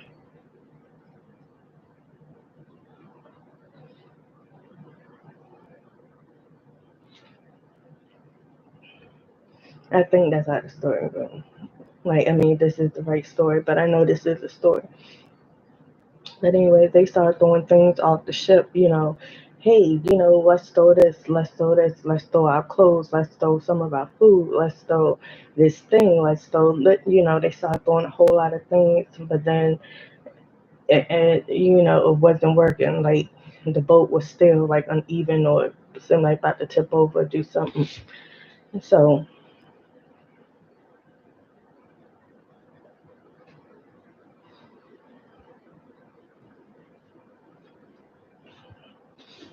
that's where I think one of them someone realized, like, you know what, we just probably just instead of throwing things over, it's a sign that we just need to get rid of this ship, this boat. Like we trying to save this boat, but we need to be getting rid of it. Like it's time for this boat to stay overboard, try to, save our um I guess not our not trying to save our shelter. We need to just get rid of the shelter. So that sort of came to my head while I was down on my knees, crying and like what what's going on. So then that's what my confirmation to just let it go.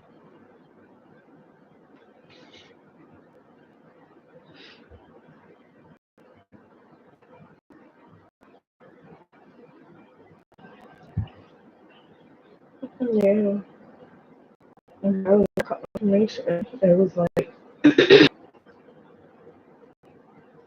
stop trying to hold on to it, stop trying to save it. You don't supposed to save it, right? And then in that story, once they realized that, they let the boat go. The boat, apart, and then there was some land. And it was like, oh, we found land now, like right they let the boat go.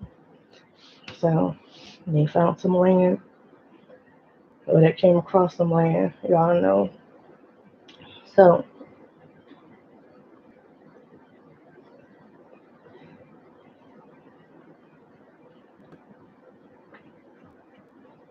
when I let, well, yeah, when that was like a confirmation, it's like I said, I was nipping at the idea, like, just let it go, move back there with my mom, or try to work something with these people and then constantly be paying and paying and paying, you know, and for something that's going to keep going up and up, I have this big sum amount that I could just put down, but paying, hundreds and hundreds at a time it's not really even working.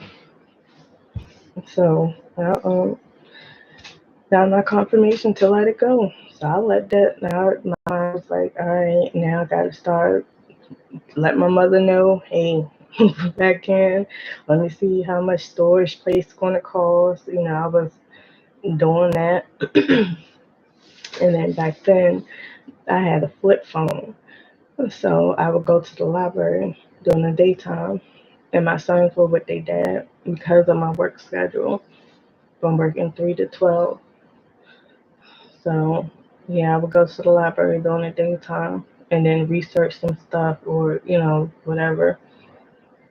And so I'm gonna say a couple of days later, one of my sisters was telling me about apartment complex that's right up the street that said a sign now leasing, and she was like, they nice inside, and she was like, I should apply for there.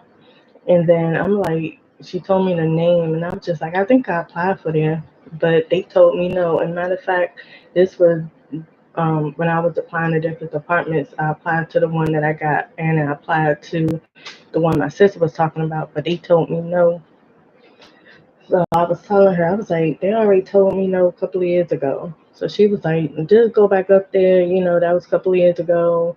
You know, you should still try. I'm just saying, yeah, okay.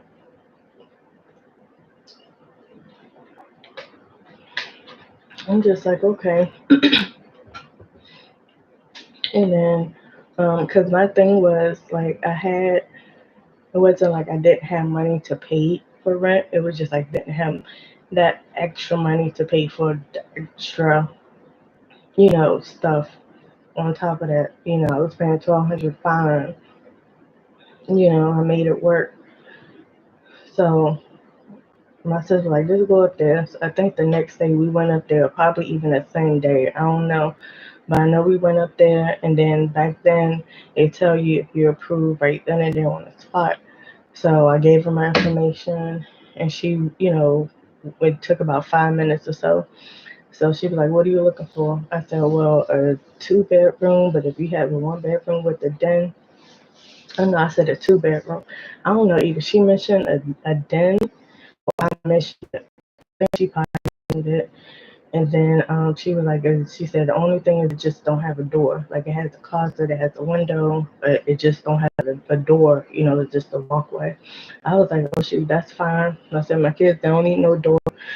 And she said the room is a decent size. So I was like, okay. And so basically, she checked everything, and I got approved. And I was like, what?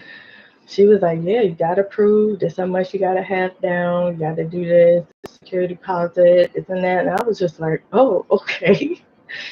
So, of course, I took care of that ASAP. Like I paid for all that. Like, okay. Move-in date. So she gave me the move-in date. Of course, I can't remember the move-in date, but um, just say it was November 5th. Just say it was my moving date, November 5th. The apartment that I was already living in, that eviction notice was set for um, November 4th. Wait, let me see. Because I moved. Yeah, no, November 4th. So they was gonna, put my stuff out on November 4th. And then my moving date was November 5th to the new place. So I was like, Okay, everything is like, whew. When I was like, I gotta get my stuff out of my current apartment, put it in a U-Haul, and then just, have it sit in a U-Haul, and then, move everything out the next day.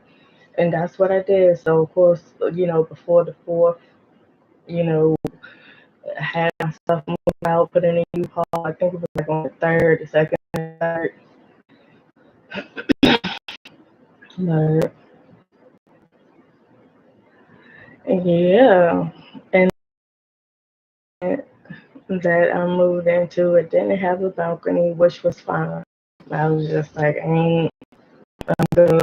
I ain't no balcony. I'm good. So the apartment, it was on the third floor. Again, it was on the third floor. It had a kitchen, which was nice. And then it had a washer and dryer like room. Not like a big room, but it was like a closet. Like, you open the closet door, you can actually step inside, you can put a laundry basket in. It was like one of them, like a deep, kind of closet. So that was the washroom. Of course, a window in the kitchen. I had the den. The bathroom was nice, nice size. Um, the linen closet was in the bathroom. So mind you, this is my second apartment. My first apartment, the linen closet was out of the bathroom. It was in the hallway. So this linen closet was inside the bathroom. The towels, the wash rags, soaps, all that. And then the linen closet in the bathroom. Um, the master bedroom or the bedroom still had a walk-in closet. It was a tad bit smaller than my first one, but it was still a nice size walk-in closet. So, and then guess what? The rent was cheaper. The rent was like 1,000 and something. Yeah, it was like 1,000 and something. And I was like, oh, and that was the regular thing. I don't think it wasn't on no special. It wasn't none of that. That was the regular rent, and I was just like, what? Like, hmm.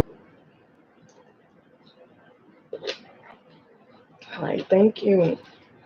Like, thank you.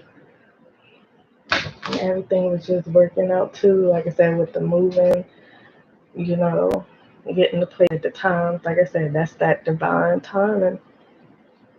That's that divine timing.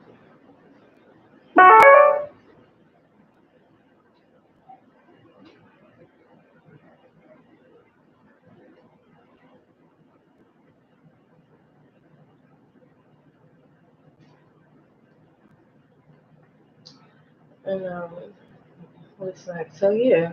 So basically, when I just let it go, when I realized, like, well, when I got that confirmation, 'cause like I said, I was debating, what do I know, no, yes, no, what do I do, what's going on, give me a sign. And that story came in my head, and I was like, okay, yep, it's something bigger and better, something, is another journey that I have to go on to, I have to move along. So, let it go, and sure enough, got that, got another one. Of course, I just stopped doing that and put all money to a new place. So, of course, that was on credit or whatever, that first apartment. I was like, shoot, if I'm moving, I mean, yeah, this is my first time doing all this, but I need to have money to move to my next spot. I need to get in good standing and start off good, with them. But yeah,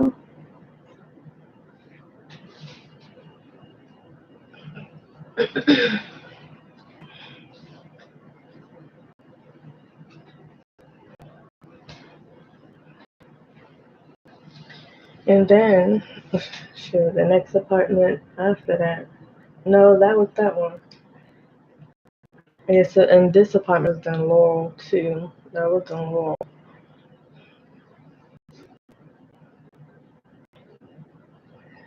So then on this time I was moving, um, he said my sons, my two sons, they were with their dad. During the daytime, I was just in the house in the apartment until 3 o'clock, until 2 o'clock, 2:30. Time for me to go to work. So then I'm like, you know what? And I'm like I said, in this next apartment, my second apartment. So I'm like, you know what? I need to get myself active. I need to do something, because just laying around, I felt like I can be doing something more productive with my time. So then I started working at CarQuest part time, of course, during the daytime. It was like from 7:30 until 1:30.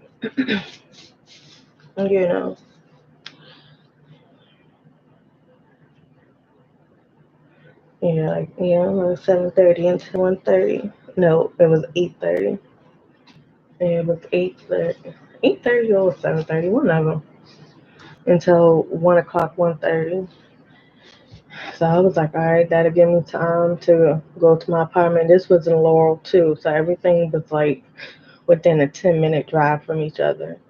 So, when I would leave CarQuest, I would go to my apartment, take off them clothes, take a shower, throw on something, and then leave out and go to Nestle. And we wear uniforms, you know, at at the ice cream plant. So it was like I can just slip on, something clean and comfortable and leave out and go to work because that's not what I'm working in. But yeah.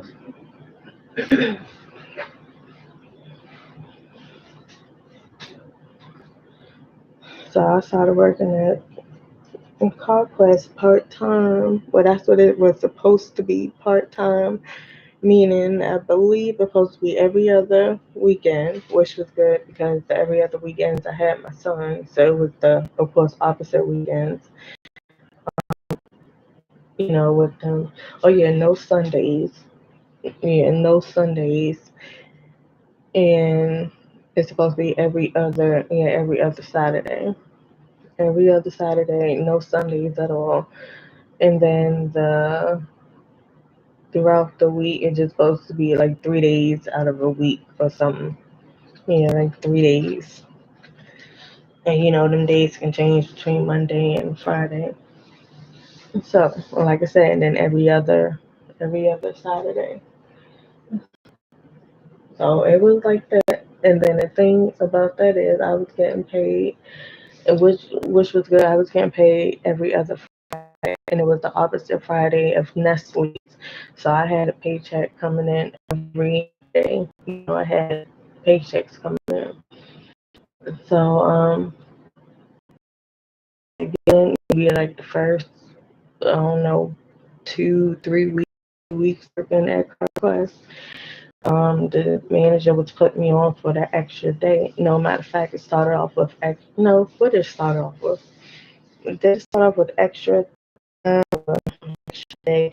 I think it started off with extra time, like far as instead of me. I'm gonna say I'm supposed to get off at 1 o'clock. So instead of me getting off at 1, they would ask me, can I stay until like 1:30? And I'm like, okay, yeah, cool, fine. And then I would stay till 1:30. I'd be like, I still got time to go home and do what I gotta do. So, um, so yeah. And then after that, it was like, put me on an extra day. So at first, I kind of didn't mind because just like, all right, let's see how this works out for me, with this extra day. And it was fine, of course, getting a paycheck every Friday, every other Friday. It was like, oh, okay, this extra day is okay. So, like I said, bills was updated on time, before time, all of that with me working at Nestle and CarQuest together. And so what happened? So, yeah, they stopped putting me on for that extra day. And then I was just like, okay, that's fine. So one day I get a phone call from a job for Baltimore and working in the mailroom. And I'm like, and she said something like USA job or something. And I'm like, I don't remember applying for no place in Baltimore, like in my head. And no, I think I applied. No, I didn't even tell her that. But in my head, I was like, I don't remember applying for nobody, no place in Baltimore. And I'm just like, I don't know. I don't know about no Baltimore, and I haven't been out there. This time, I'm in Laurel, you know, so that's probably the closest I've been in Baltimore. So, I've been in Baltimore before that. But, yeah, I've been in Baltimore before that. But it was just like not working or living out in Baltimore. So I was just, talking to her, and she was like, "Yeah, it's a government job. It's Monday through Friday. You know, it's 8:30 to 5." And I'm like, "Oh, okay." So I went on the interview, and then the interview they just hired me right there on the spot. And I was like, "Oh, okay, thank you." I filled out all the forms and everything, and then they said, "Well, yeah, got to take a drug test or whatever." So did that, passed that, you know. Because at the time when I was working at Dry's, Nestle Dry's, whatever, and at CarQuest, of course I was looking for something better because Dry's was fine, but you stand up on your feet all day long, and then some situations, happen with some people there, and I'm just like I ain't trying to be in that kind of environment, you know, or see that right there in front of me. So I'm like, let me start applying for different positions, for different jobs. But I don't think I applied for nothing in Baltimore. But hey, when she called me, it was like, yeah, Baltimore, Monday through Friday, office desk, government, I'm just like, hmm, okay. I was like, but in my head, I was like, freaking Baltimore. But then she told me the pay rate, and while that pay rate was less than what I was making at both jobs, like it was like, of course at Nestle I was making more than I was at CarQuest, but CarQuest I was making shoot decent, like for part time slash full time, yeah. But this new thing it was less, like $3 less. So then I'm like weighing my options because I'm like, obviously, if I take this position, I won't be able to work at CarQuest, even in the evening times, because they close, I think, at like 8 or 9. So if I'm getting off at this job at 5 and coming down 295, and I'm like, I don't know how that traffic is. Was you gonna put me on the schedule for 2 hours, an hour and a half? I'm like, that I wouldn't even waste my time doing that to myself. So I was like, okay, take this position. This is most likely be the only job that I will be able to work. And it pays $3 low. I wasn't even thinking about CarQuest because that was just like an extra thing. And I'm thinking about, at Nestle, like that's $3 less than that. So I'm like, so I had to weigh my options. And I was weighing them. I was like, I was like, I want to get up out of here, and Nestle, I want to sit down. Like I done, I already done did the ice cream thing. I already done did all of this, did all of them. Like I'm done. Let me move on. So I'm just like, I do want to get up out of here. And then, so of course, I'm talking to people, talking to family. They're like, "Yeah, it's a government contractor, though." And it was like, "Yeah, you can move up. You got good customer service skills. Once you start talking to people, you can get your foot in the door, and this and that or whatever. And it's Monday through Friday. It's a good time. You don't got to work on the weekends. So I'm like, yeah, and I'm like, but it's in Baltimore. So, but needless to say, I decided to go ahead and take the position. So, yeah, I took the position, and then I called myself thinking that I can take some time off, before I jumped into the new gig or whatever. So I called myself taking off like just about a week. So like my last day at Dryers was whatever on Friday, and I didn't start the next job until like not that following Monday, but the next Monday, because I was like, shoot, I need some time to just you know breathe before I get into um start the next one. So yeah, so that's what I did, but shoot. For some reason, it was just like, how the hell am I behind on some stuff? I'm like, what?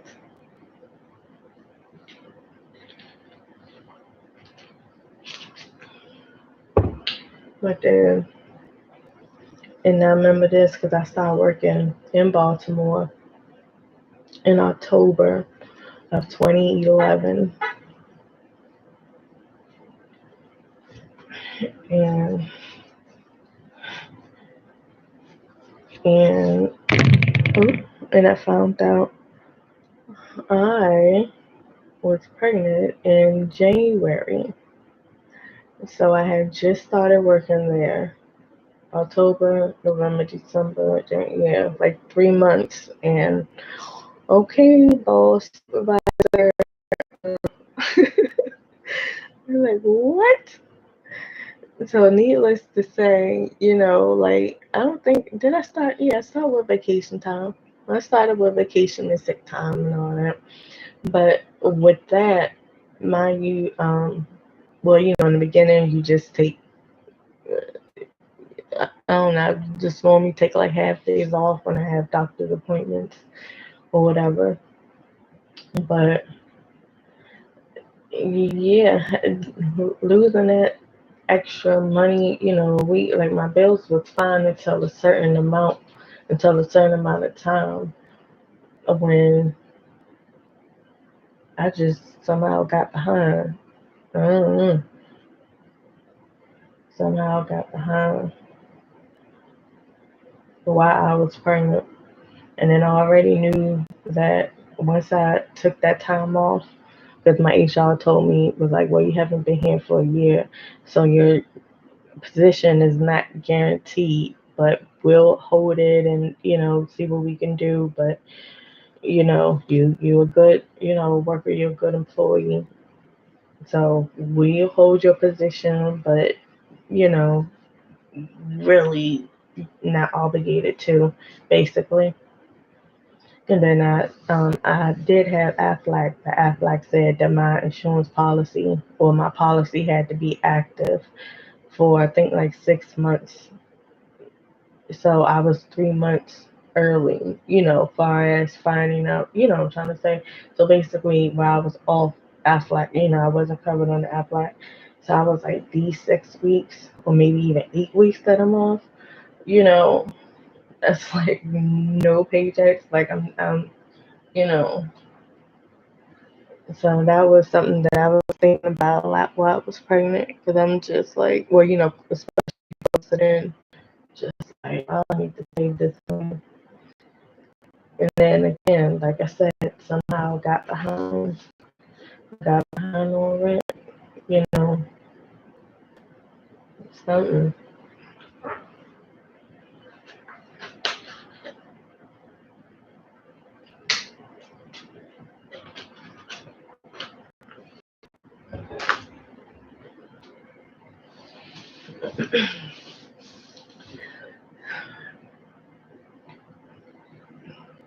And then I think it was right around Mother's Day. No, it was Father's Day. But yeah, and with this apartment, my second one, I was in contact with the people at the rental office, and they was, working with me, at times and stuff. So I was just like, hey,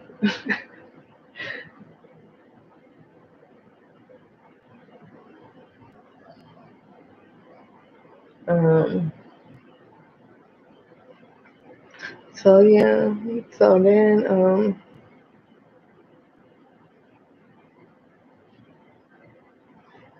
what was I supposed to say? Oh yes, I got behind somehow, but I did. And then I was in that same boat predicament. I was just like, okay.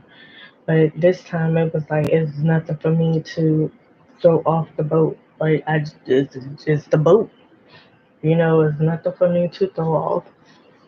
To say, okay, honey, take this. Take as no. It was just like, I can't do it. Because then looking further into if I were to keep that apartment, I would not be getting no paychecks for, let me see, like be out for 8 weeks. So I'm gonna say, just say 6 weeks, 5 to 6 weeks, no paychecks. I'm only gonna get two paychecks at the most, and that's it.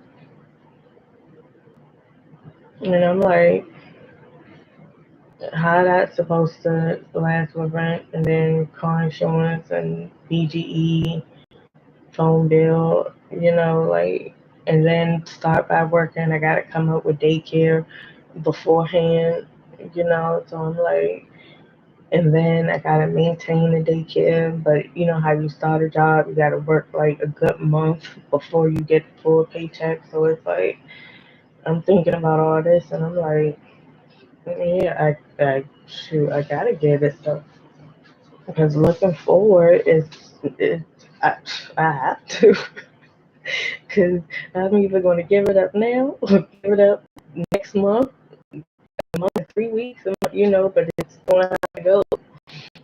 So I'm pregnant. I'm just like, yeah, I just have to go. So my mother had moved from Bowie. Now she's in Upper Marlboro.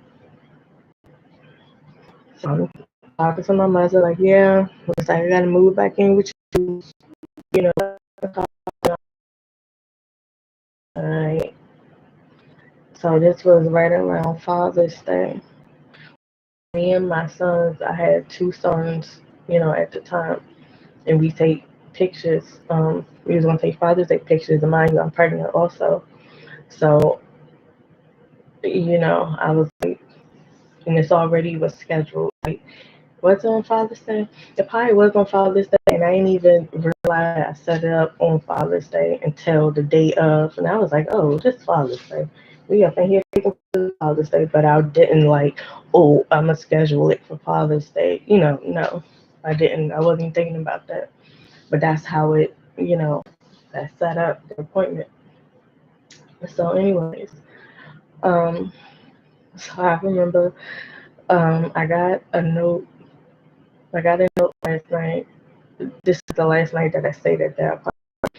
Let me see. I got a note the night before, and they were saying that notice tomorrow, we evict you at, 9 a.m. or 10 a.m. or something. Come to the rent office with this amount, by such and such a time to stop it. So I got that on my door, and I was just like, okay, they said they're going to do it tomorrow.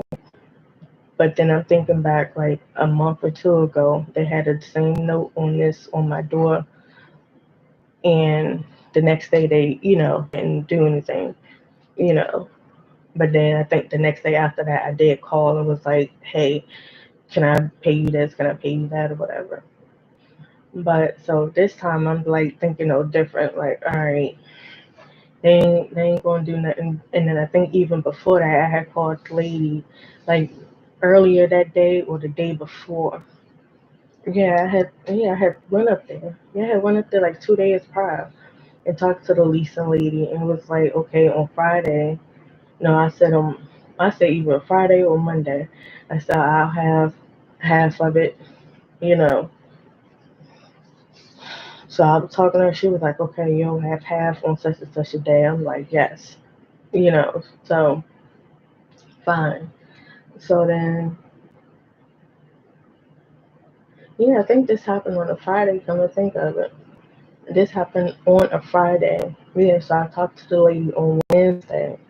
Went up there, talked to the leasing office lady on Wednesday, and said on Friday before close, I'll have come up here together with half of it before y'all close or whatever. She said, okay, fine. Talking and went through the stuff. So I'm like, okay, I'm good. So then on Thursday, when I came home from work, I knocked on the door and I'm like, okay. And this is when I come from work, so they already closed. I get off at 5. I come from work on Thursday, evening, and in the house 5:30, 6 o'clock. They already closed, and I'm like, see the note. I'm like, okay. I just talked to the lady yesterday, so this is probably something that they have to do. So cool, whatever. But I'm already in my head, like I gotta be packing anyway because I'm just giving myself maybe 30 days or so, because I had moving boxes already um, with things in it. Because like I said, I would have to give it up anyway. So I had stuff already packed. So Friday morning, like I said, I gotta be at work before the rent office open. Friday morning, I got to the job, and then one of the it's a bank in the building. So they were saying they can get a loan, if you an employee here and this and that or whatever. So I sure enough got that loan. I went up there Friday, got a loan out. Um, no, matter of fact, I told the lady on Monday. What did I say Saturday? I didn't say Friday. Yeah, I didn't say I was gonna have half on Friday. It was either Saturday if they was open or Monday. Yeah, I didn't say Friday. I was like, oh, I ain't leaving work, early or whatever. Yeah, I didn't say Friday. So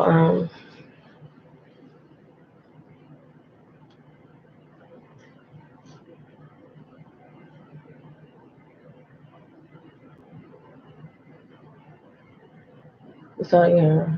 So on whatever. Yeah, I didn't say Friday. I either said Saturday or Monday. I'm pretty sure they was closed on Sunday, but I know I didn't say Friday. So anyways, I went to work, did the day at work.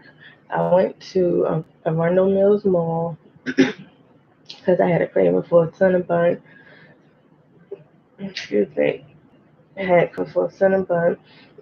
And then the boys, I still needed to get like something else to go with the boys' shirt. Like one of them didn't have something, or for our pictures, which was on Sunday. So I was like, somebody, you know, need something. So I went to the mall. Went to the mall on Friday. So, anyways, when I came from the mall, I went up into the apartment. Well, pulled up in the parking lot and one of my stuff outside. I'm like, what in the world? I'm like, how in the world my stuff is outside when I talked to the lady? So now I'm like, okay, I gotta stay calm because I'm pregnant. And this time it's probably like it's dark outside, and it's probably like 8 o'clock or so, or 7:30. I don't know, 7:30, 8 o'clock, whatever. But it was dark, dark, dark. You know. So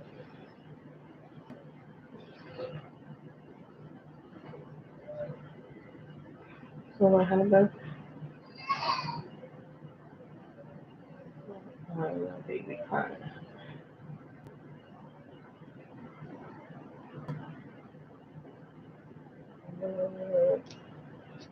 Okay. So yeah, my stuff is outside. I'm like, what in the heck? So of course I'm like, and of course it's just black bags, black bags, black bags. I'm like, I just talked to the lady the other day. So then of course, and call my sister and call one of, well, my down the street, and I was just like, can y'all, come and help me put this in your car, or take it to my mother's house some at least for the night, and then tomorrow I'll just see what everything is, or just something. But right now, can y'all just come and take some of these bags, because I don't know what's in them. I know if whatever's in them, most likely want it. So just bring your car. So I'm calling them. She didn't come. My mom came, and my sister came with her friend. So they put some stuff in their car. And my other sister, ironically, lived right next in the next building next to me. So she took the mattress up. I think my brother came. She carried my mattress upstairs to her apartment. So I was asking her, I said, you ain't see all this coming out?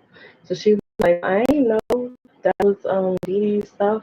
And she was like, yeah, such and such came in the house and was like, yeah, somebody's getting put out. But I ain't know my sister in the next apartment over, and she ain't she ain't know with me. So okay. But so yeah, so that was it. So that night I moved in with my mother, had my black bags in the corner. Of course, went through it, and then got situated, picked up the boys, and then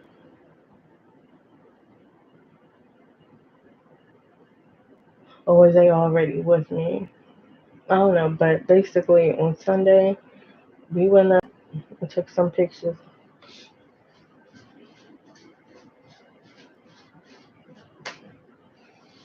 Yeah, we took some pictures, and I remember my mother was saying, "You after what just happened, after what just happened on Friday, and you still want to take pictures on Sunday?" And I was like, "Shoot, yeah." I'm like, I scheduled this, and I'm like, I just went to the store and got this stuff too. Like, yeah, we taking these pictures. So, so yeah, and I think I had got my hair done. I think that day as well. It was like a little shortcut. If not that day, then it was Saturday. But yeah, well, I took some pictures. The pictures came out nice too.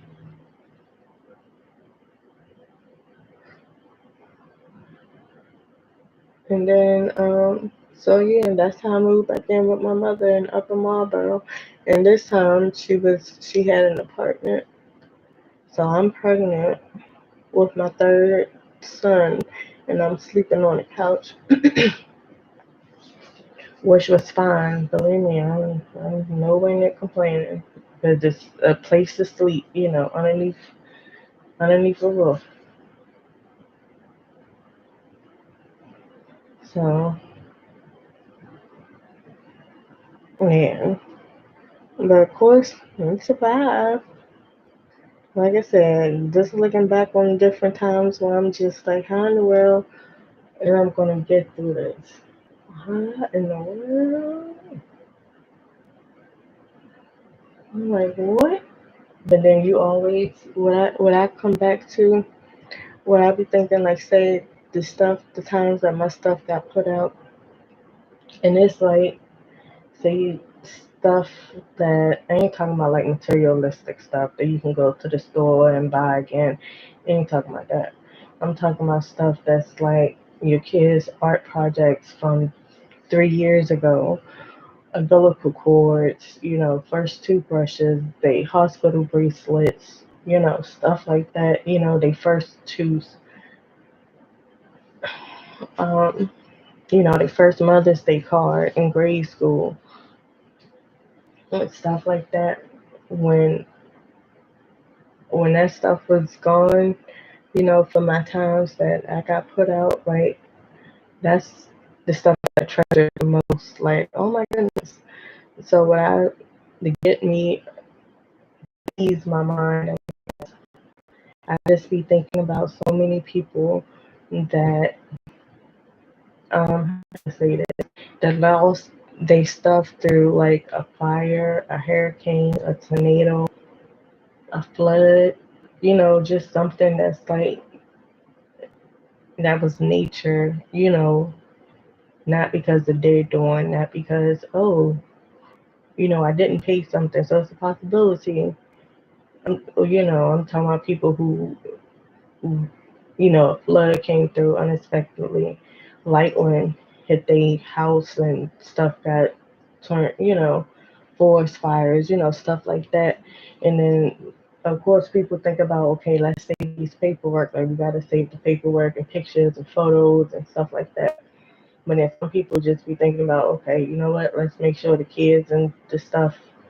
But at the same time, I be like, shoot, so many people lost their stuff, they personal stuff, photos, I was saying, just memories, physical memories of things, people necklaces, earrings,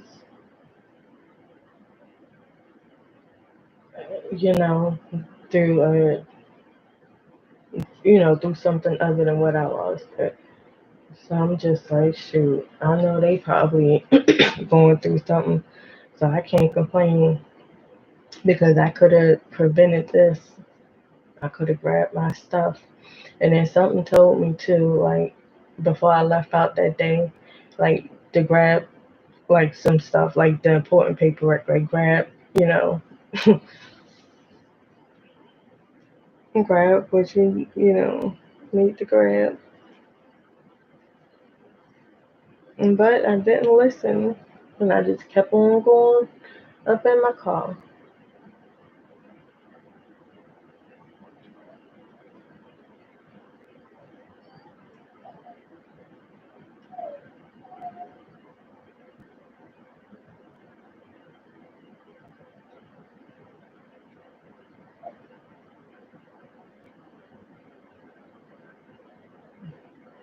But yeah, um,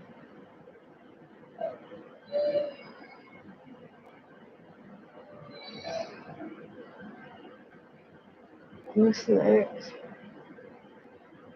So yeah, and then fast forward after that, my mother moved to Waldorf, and that's when I moved to Sedonia. My first time moving to Baltimore. So then I had the second place in Baltimore, and then now I'm here.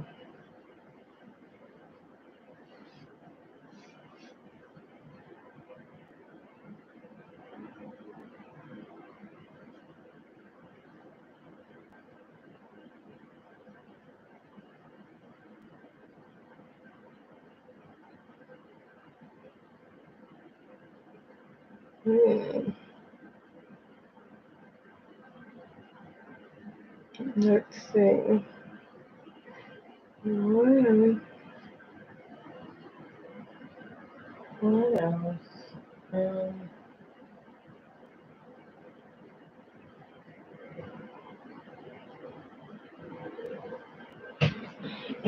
I guess going back to my name.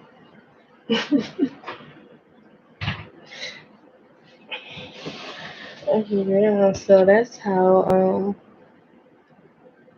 I started looking more into my name and get more spiritual because and then that's when things like your eyes are open, you see and you see things differently. Once you know some stuff, you start looking at things differently where you see automatically differently. can't go back to what it was, before. So you just like, it was right there. Well, I didn't know that that color was, was that color. You know, you talking to other people, they just like, no, that's not. And you're like, yes, it is.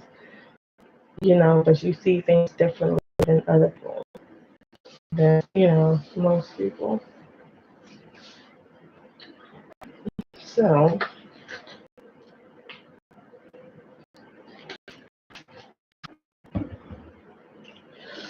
so now it's like, yeah, I'm gonna go ahead and look more into my name. So that's what I did, and then more started popping up. People from spirituality videos was popping up on YouTube, and then I wasn't on YouTube too much, and I was like, "What in the world is this?" But like different people and their different beliefs start, getting my attention, and it became interesting to hear like their point of views and how they come up with their theories, like everybody. So then I came to realize that a lot of people be having the same book in their hand, but they come up with different meanings or theories of their own of what it means. So then they're going back and forth, back and forth, like the versus battle. That's what it is, a versus battle. Oh, this verse says this. Well, read this, turn this page. Yeah, and it says, and so it's like they're going back and forth with it. And I just be reading, because like I said, this is on YouTube when people comments and stuff. And I'm just like, okay, well, if that's what that one says, then okay. And then the other one, somebody writes something else that contradicts what the other person wrote, but it's coming from the same book. And I'm like, they don't find that like weird in a way. Like, hey, we reading from the same book, but then they throw in, well, no, it's your own discernment. You reading it wrong. You looking at it the wrong way. But I'm like, it's your own, you breaking it down because from your life experience, that's how you see this passage. But somebody else might see it differently. It was just like entertaining to me when I be saying I'm going back and forth with it, and I'm like, it's interesting. It's interesting, yeah. But I'm like, y'all don't realize that, like, who do y'all say is the author of confusion? Y'all going back and forth. Is y'all not realizing it? But they so headstrong on winning with the word when they done skipped over the the main word. You know what? They done looked over some keynotes right in the beginning. Y'all all in the middle of the book and the ending and then in the middle and this and that. I'm like, focus on that front first because y'all should know it's like if you're gonna use the word that book against somebody, don't you need to understand it. And that first part, do you understand it?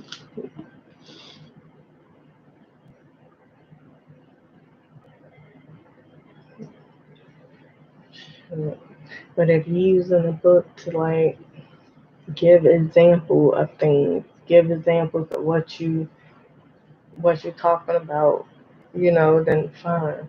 Like, yeah, use it as, hey, an example.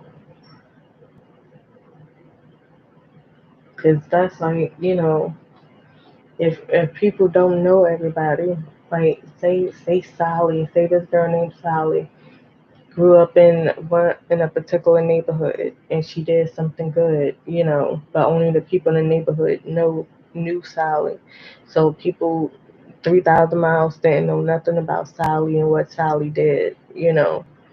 So when people that was in Sally's town where they venture out and go 3,000 miles away and then they say, yeah, you can do it because Sally, she did this and she did that. They're like, who the world is Sally? And they're like, well, Sally, she's the girl back home who, they're like, well, I don't know no Sally.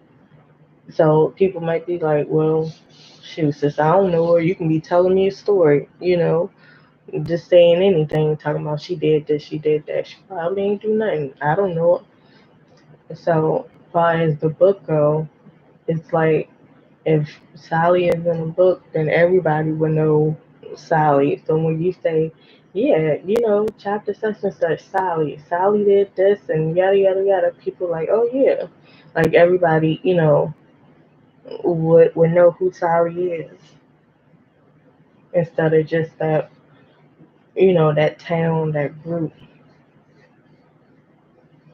So it's just stories, you know, that people can relate to give them hope, to give them inspiration, faith. And it's like give them some, I don't know, some intense, I don't know, just some interesting to read.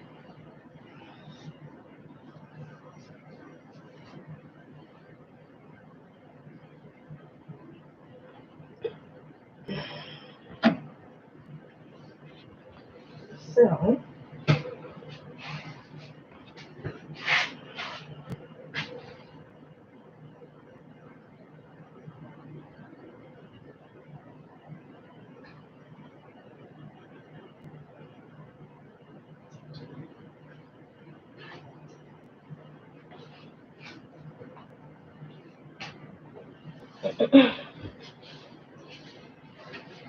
so when so when I started, looking at it like that, like okay, the Bible of course is cool, was cool, but like y'all go really hard for it, and then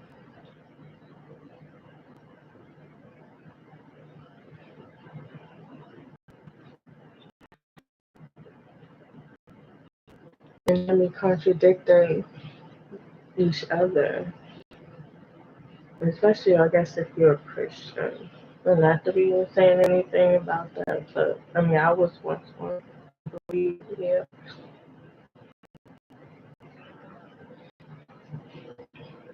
and it was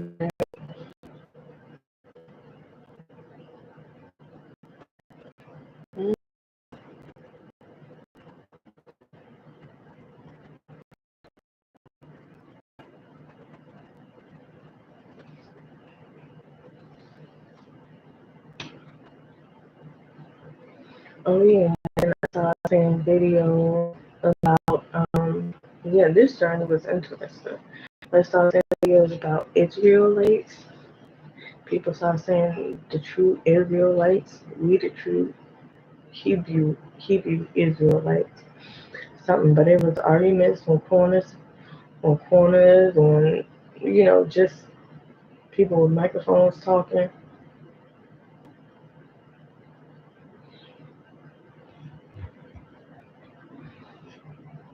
And I'm like, okay, so they read and they have the Bible. So then there's one guy that's like such and such, trying to paint me, read such and such, such and such.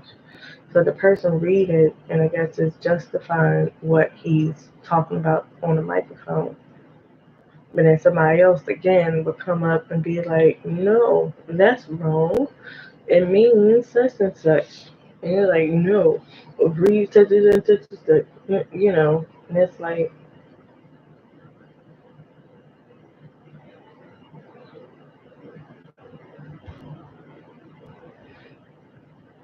it's like, what is the y'all don't see what it is. Like,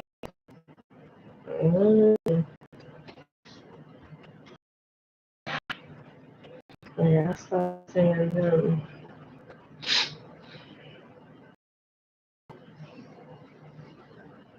And then a picture that was going on around online at the time too was it was an image, a picture of they had all the different Jesuses or I guess saviors in different religions and cultures, and then basically everybody's deity looked like them, looked like the people who's praising them.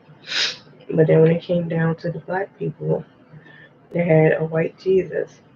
So they was like, "Do this even look right?" And then I was seeing videos of that, of and I guess in Africa they had the white Jesus statue, and it's like, yeah, that did look a bit weird.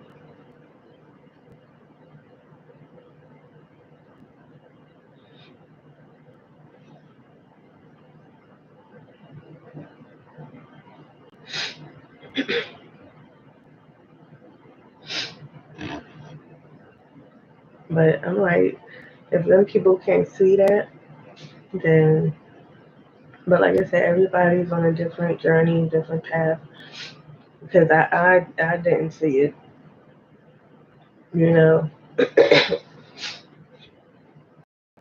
You're a kid, you really can't see it. You like you already the adults already put an image in your head or what it's supposed to be, what it is. Like you've been taught, and that's what it is.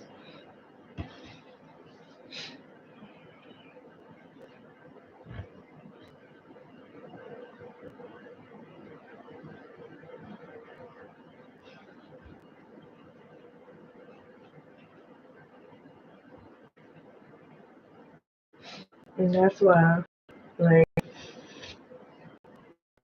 when I and it's like you have your life when you're younger, you full of light, full of energy. That light is. But as you get older, well, I know as I got older, them and everything, because I'm like questioning a couple of things.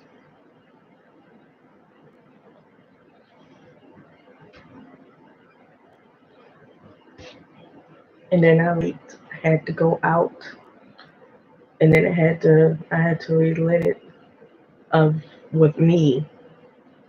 The first time it was lit, it was with people that put in me. Adults growing up. This is what it is. This is what you're going to be. This is what you're going to learn. This is the answer. This. And you just go with it. It's just like, okay, I trust them. These the adults, they the teachers, fine. Go along with it. But like I said, it's a time where you gotta boop, hit that switch. And while you're in that darkness, you gotta just learn. You gotta research.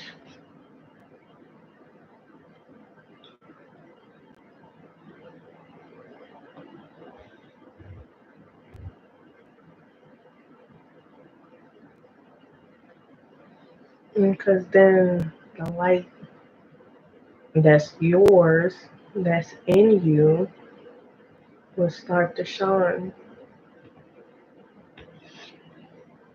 And it's your light, not a light that someone been given to you.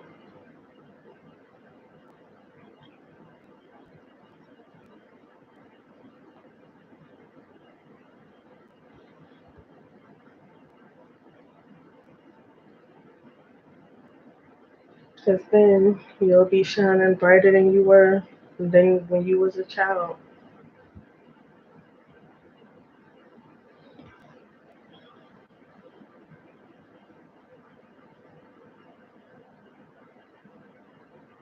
Yeah.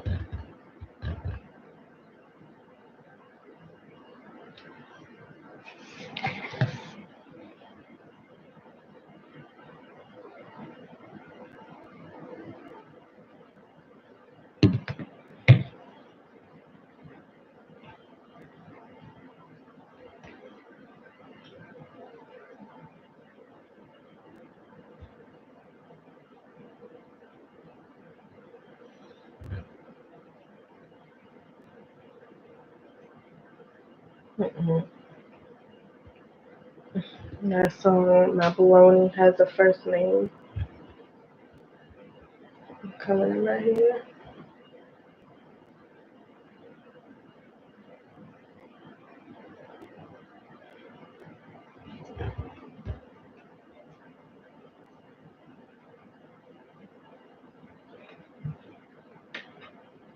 Mm-hmm.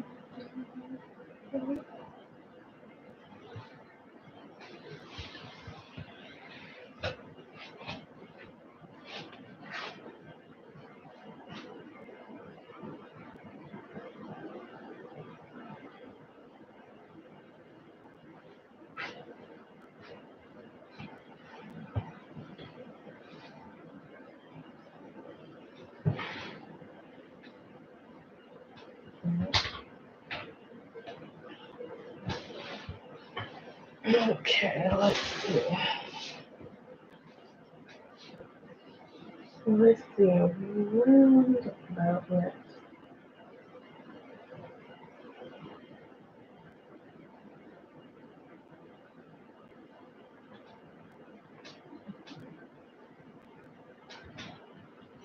Mm,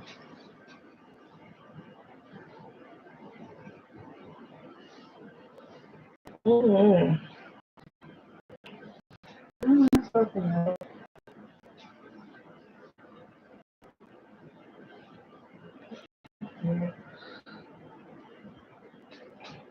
Mm, during my clubbing days.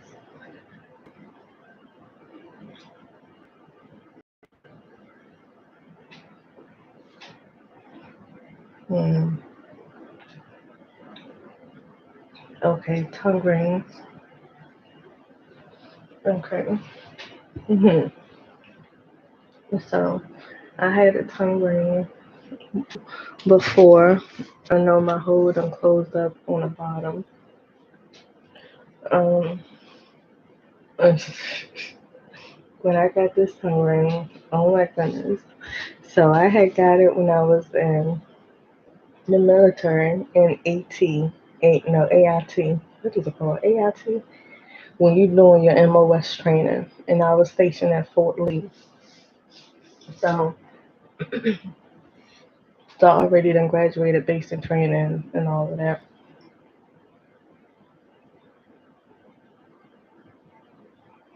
And so, how can I say this? Oh my goodness, that was a time. Oh my goodness, my military experience. Ooh, the basic training, the AIT, whatever it's called. Like, okay, you know what? I'm gonna start off with the basic training, and then I'll go to the tongue ring. Hopefully, I remember. But okay, yeah, so the basic training. I went to basic training straight out of high school. Well, no, I ain't gonna say straight out of high school, but once I graduated. So I waited a few months. And I graduated in May, and I was 17 at the time, and then I ended up in office after my birthday for the military. So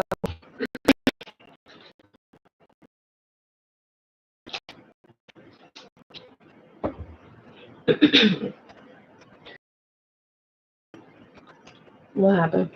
So yeah, so the recruiter, man, they be up on your ass. Like once you call them, they will keep calling you, to be like, hey, yeah, come in this day. When you want them? I'm like, I was just thinking about it. I ain't said I was gonna do it.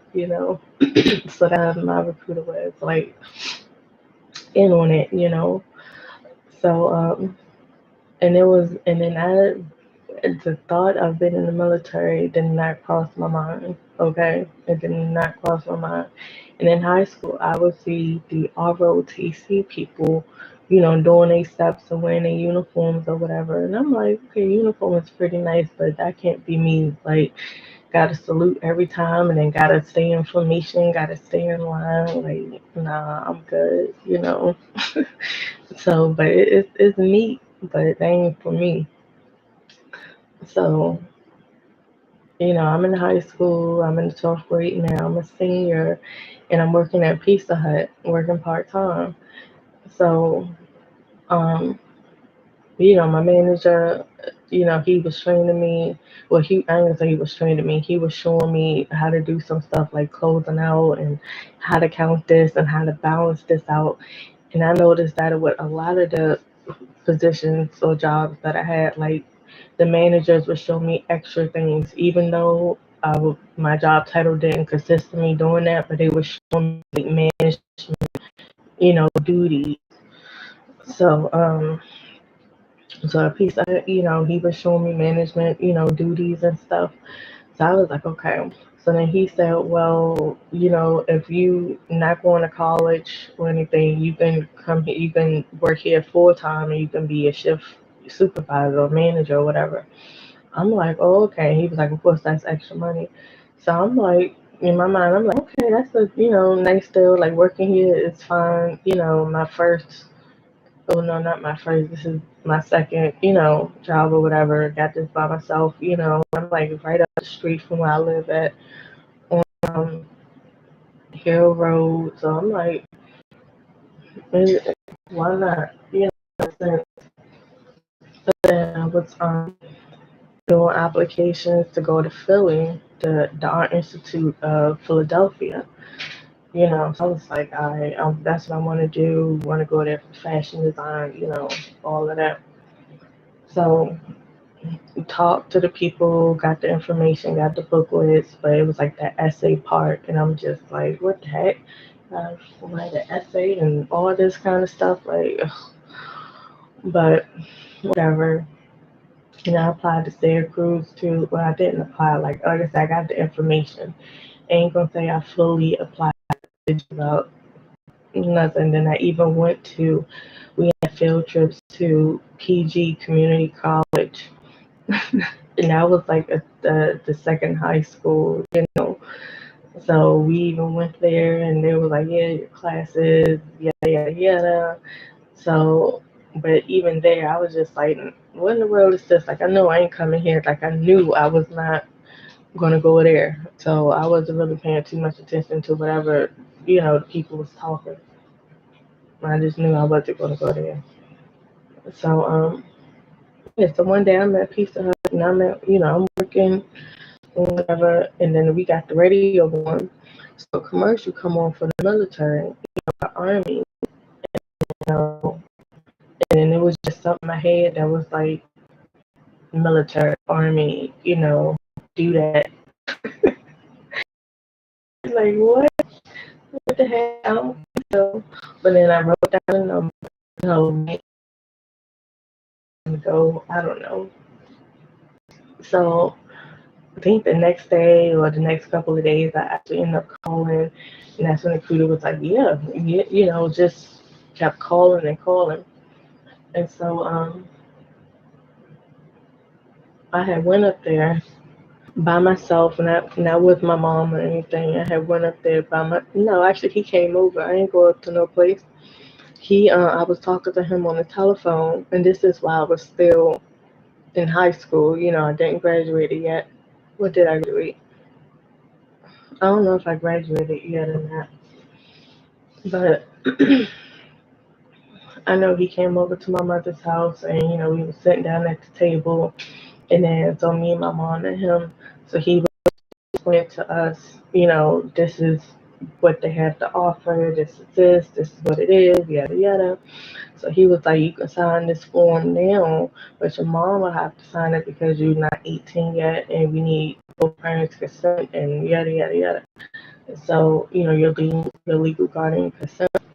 So I was like, I'll wait, because my mother, she was like ready to sign. My mother was where the pen? And I was like, no, I'll wait. I said, and I was making sure. I said, so after I turn 18, I can sign this myself and don't, no parents or nothing, no gotta sign it. He was like, correct, you'll be officially an adult by law. I was like, oh, okay. So I said, I'm gonna wait till I turn 18. So sure enough, once I turned 18, um, like what, 2 weeks after I turned 18, I signed up and I left in August, like the end of August.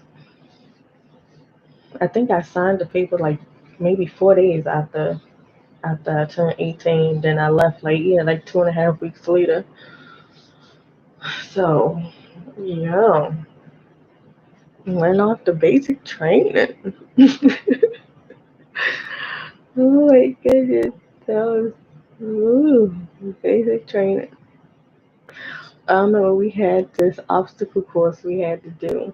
This is in basic training, and it was like close to the end of us, like graduating. So it was like everything that we y'all learned: the low crawling, the high crawling, the climbing of the ropes, the um, the running, the endurance, like all of that. Was like put into this obstacle course. It had like so many different things you had to do, and you was going against, teams.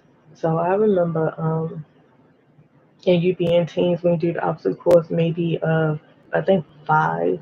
I think it's teams of five. So yeah, I think it's like teams of five.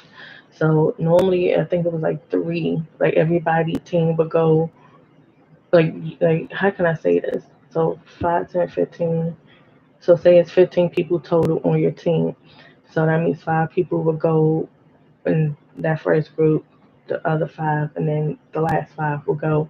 And mind you, each group is competing against, another group of five from different teams. So I remember the group I was in, I was the last group, the third one. So you know, people, and then it's like you start off, you know, you come out the same way. You like come off further down. So like you go in the woods and there's so many obstacle courses that you have to do, and then you end up you got to slide on the thing. The ending was nice. I think we had to do that bungee thing, slide down. I think we had to do that until you yeah, like you see your teammate, coming out the woods and, then everybody's really supposed to be together, like all five of y'all, supposed to come out together. So it was the ending, I forgot how the ending was, but it was nice. Now you get to see, people coming out and you can see what's what. But anyways, and the obstacle course probably took a good maybe 10 minutes, maybe 10 minutes to do, if that, maybe 8 to 10 minutes. And it's a race, you going against the team, so you're trying to do it the fastest time. So, yeah, probably about 8 to 10 minutes. And then the next group of people can't go in until everybody is out from the previous race. So, so I remember we on our last one, so it's my go. I'm up and I got, four other people with me. They're about like, yeah, boost each other up, like y'all can do it. So we like, yay. So we go inside there and out first. We came out like so freaking fast. Like I remember once we or whatever we did, we actually looked back. But I know I looked back, and then that's when we saw stand like the other team start coming out, and we was like, damn, we beat everybody. Like 2 minutes ahead of everybody or a minute in front of everybody. So, I'm catching my breath. I'm like, whew, drinking water from my canteen and sitting down and just like, whew, like, yay. So our team, we like, yeah, we good, we won. So then, sure enough, why is another last group that didn't even get to go yet? Because some teams was uneven. So this was like the last, you know, 2 or 3 people. Some people had one person or whatever that didn't get to go. So instead of having going 3 times, we have to end up going 4 times. So mind you, everybody on the team we already done went. We had our one time to go. So then they saying that they need, some people that they need 5 more people because they need to get this last race out. So they need to get 5 people from my team to go.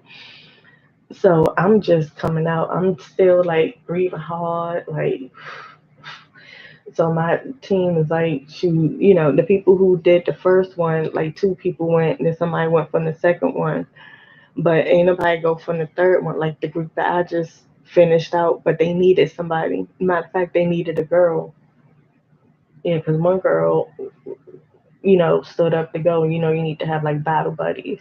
So it was, and I was, yeah. So I'm just like breathing hard. Then the other girl that came out with me on the third one, she like passed out, like not passed out, but she just like, she didn't want to go again. She like one of them, like, like a plain, whatever. So they like, well, we know we're not asking her. So all the other girls didn't want to go. Or was it they just needed a girl? Was I the only girl?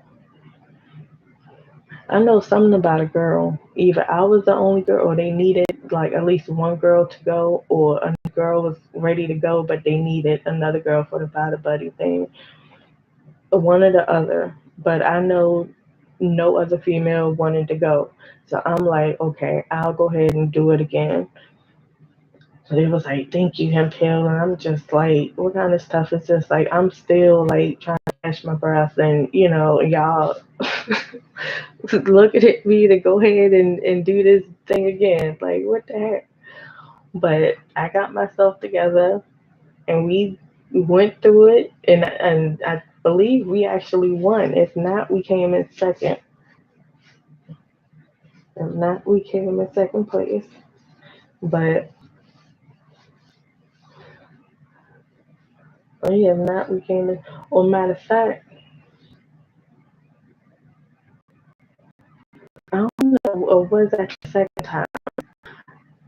Because I know that probably was the last time, the fourth round, when we came out like a minute before everybody else. And that's what everybody was like, "Hey, this is the last round," and I did it back to back. So I think that's probably what happened. I think that was it, and we ended up winning.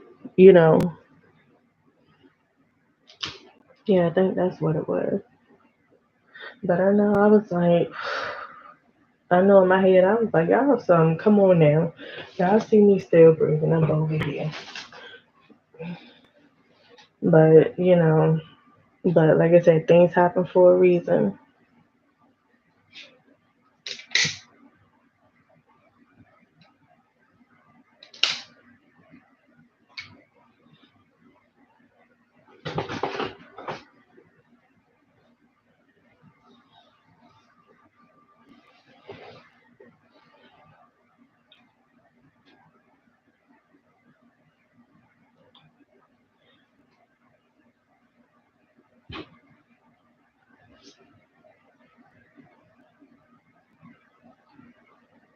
Mm, yeah, basic training.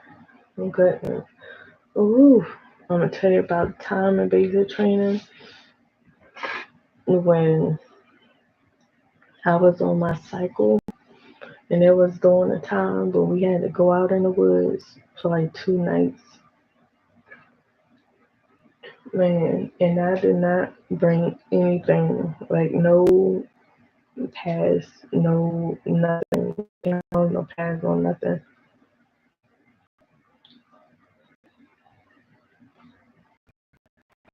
Not to. Well, I believe you should always carry that on you, especially that kind of time, when you just can't stop at the store and get some. But I wasn't monitoring it because it was like, it is what it is. So I should have was not monitoring it. And then I end up coming on and we in the woods and I'm asking the females, do you have a pad? Do you have a tampon? No, no, no. Well, I only got just enough for me right now. So I'm like, okay, I can't get mad, just like it is what it is.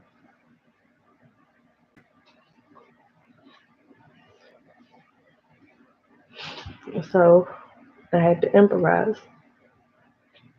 I know we had they always say pack extra socks, and I be packing extra socks.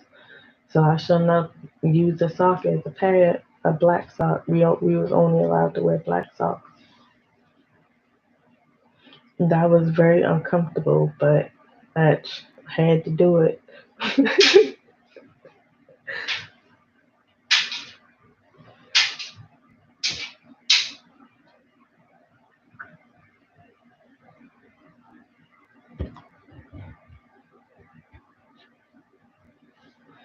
And it worked out. And then I remember that night too, like the last night that we stayed out, it was like right before, like a couple of days before graduation for basic training. So we got our rucksack on, we in the woods, sleeping in tents and, getting gas and all that. And we did a simulation, with the cars on fire. So it was neat. And then that night, we so when we got back to the barracks, we marched in and stuff like that, and they got the song playing in rotation. Champions, we are the champions.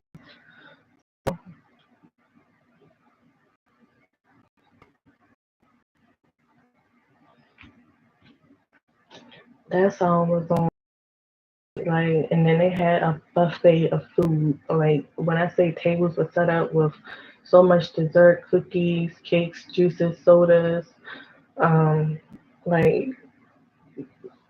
and pizza, chicken, like I mean it buffet of food.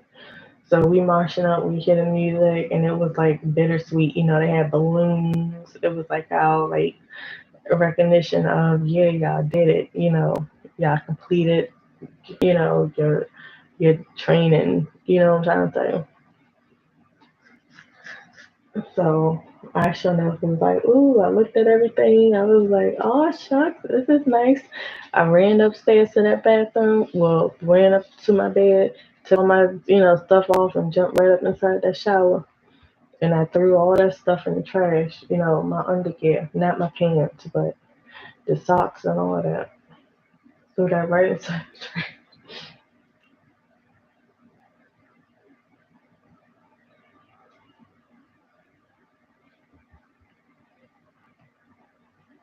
and got me a real, feminine product to use. I was like, ooh, yeah.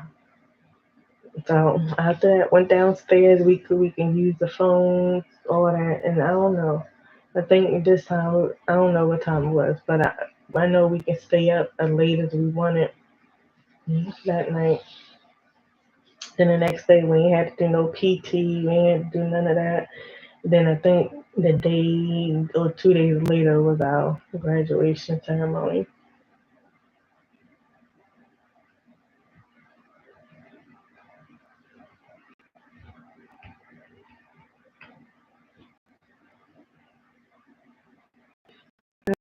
That was good. That was interesting. My basic training. And then like I surprised myself, I shocked myself with a few things. Like, even just doing that. Like something that I was just like, what? I did that? I'm like, wow. Then like even with the rifles, like, we had a part in 16 rifles, clean it and then put it together, put it back together. Like and I knew how to do that. I'm just like I'm taking apart a freaking rifle and putting it back together. Like and it had tiny pieces. I'm not talking about like the handle and this and that. I'm talking about like springs and buttons and I mean like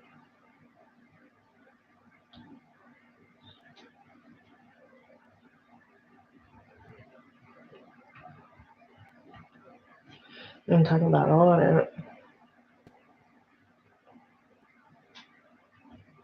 So, but it was basic training was fun. You made friends,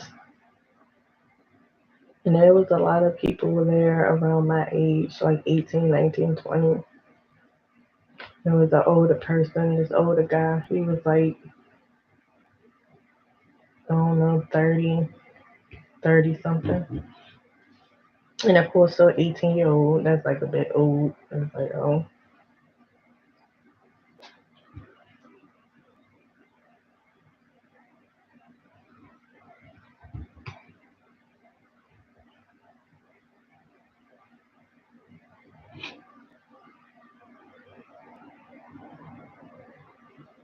Mm,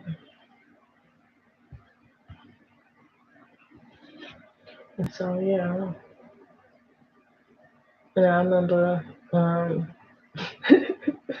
I had yelled at somebody because we had to do the rope thing. It was another challenge, and then it was like a rope. You, you had to stand on a single rope.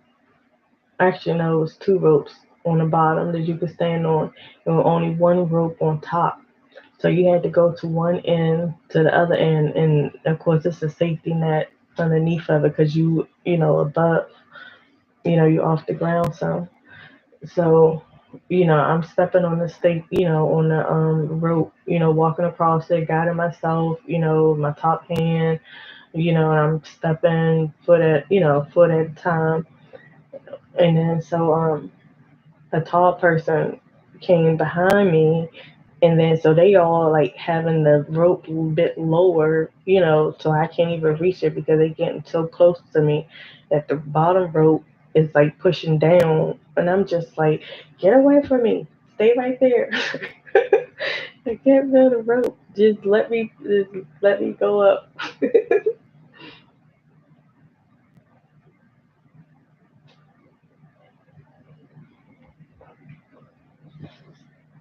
And so I made it across. That person waited, till I was there. I guess they realized, like, oh, okay.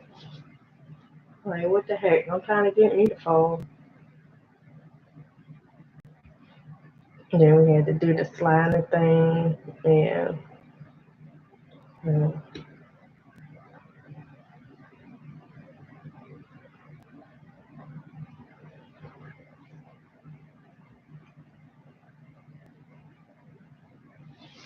a scene for the military that's in a movie that I like, well, one of the, I'm going to say the best scenes that I've ever seen for military working together was in the movie Act of Valor. That scene when they rescued the lady and how all of them like worked together. I mean, then the chasing scene. I mean, it was. I like that. How like they was, people in the woods. People had each other's back already. Ready to shoot up somebody coming behind them.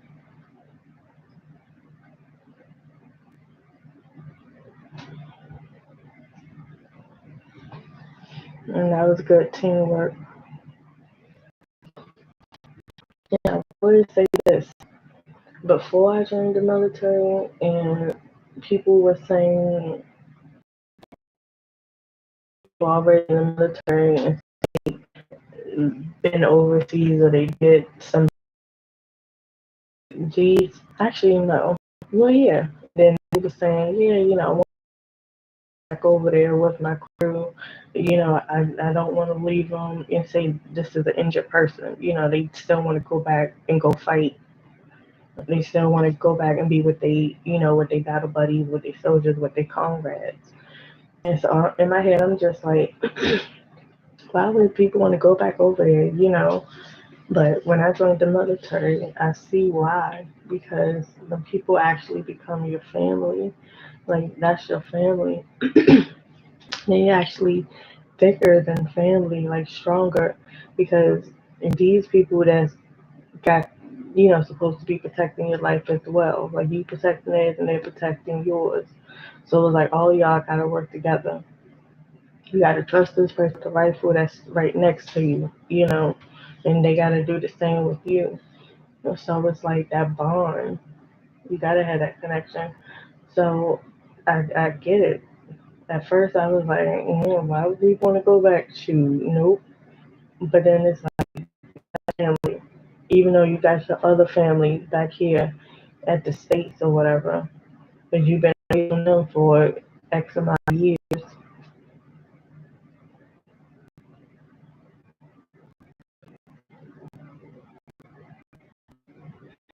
So you like, got you with my family for a while, but I want that same environment, you know, that environment where people can, I can relate to people, relate to me, so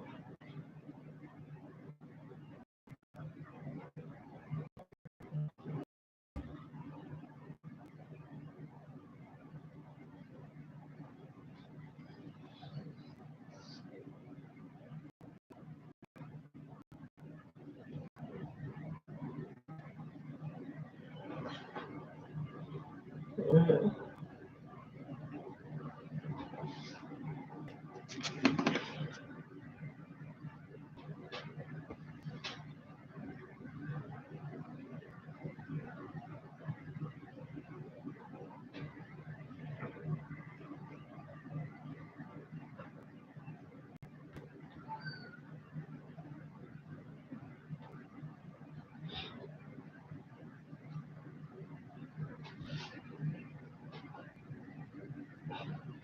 I remember when basic training, we went to some state. I want to say, I ain't gonna say state. Well, it was a state, but I'm gonna say Fort Dix. We went there for a couple of days, and we in the barracks, and this is like co-ed, cause now we offer training. We like this is, I mean, so we offer training. We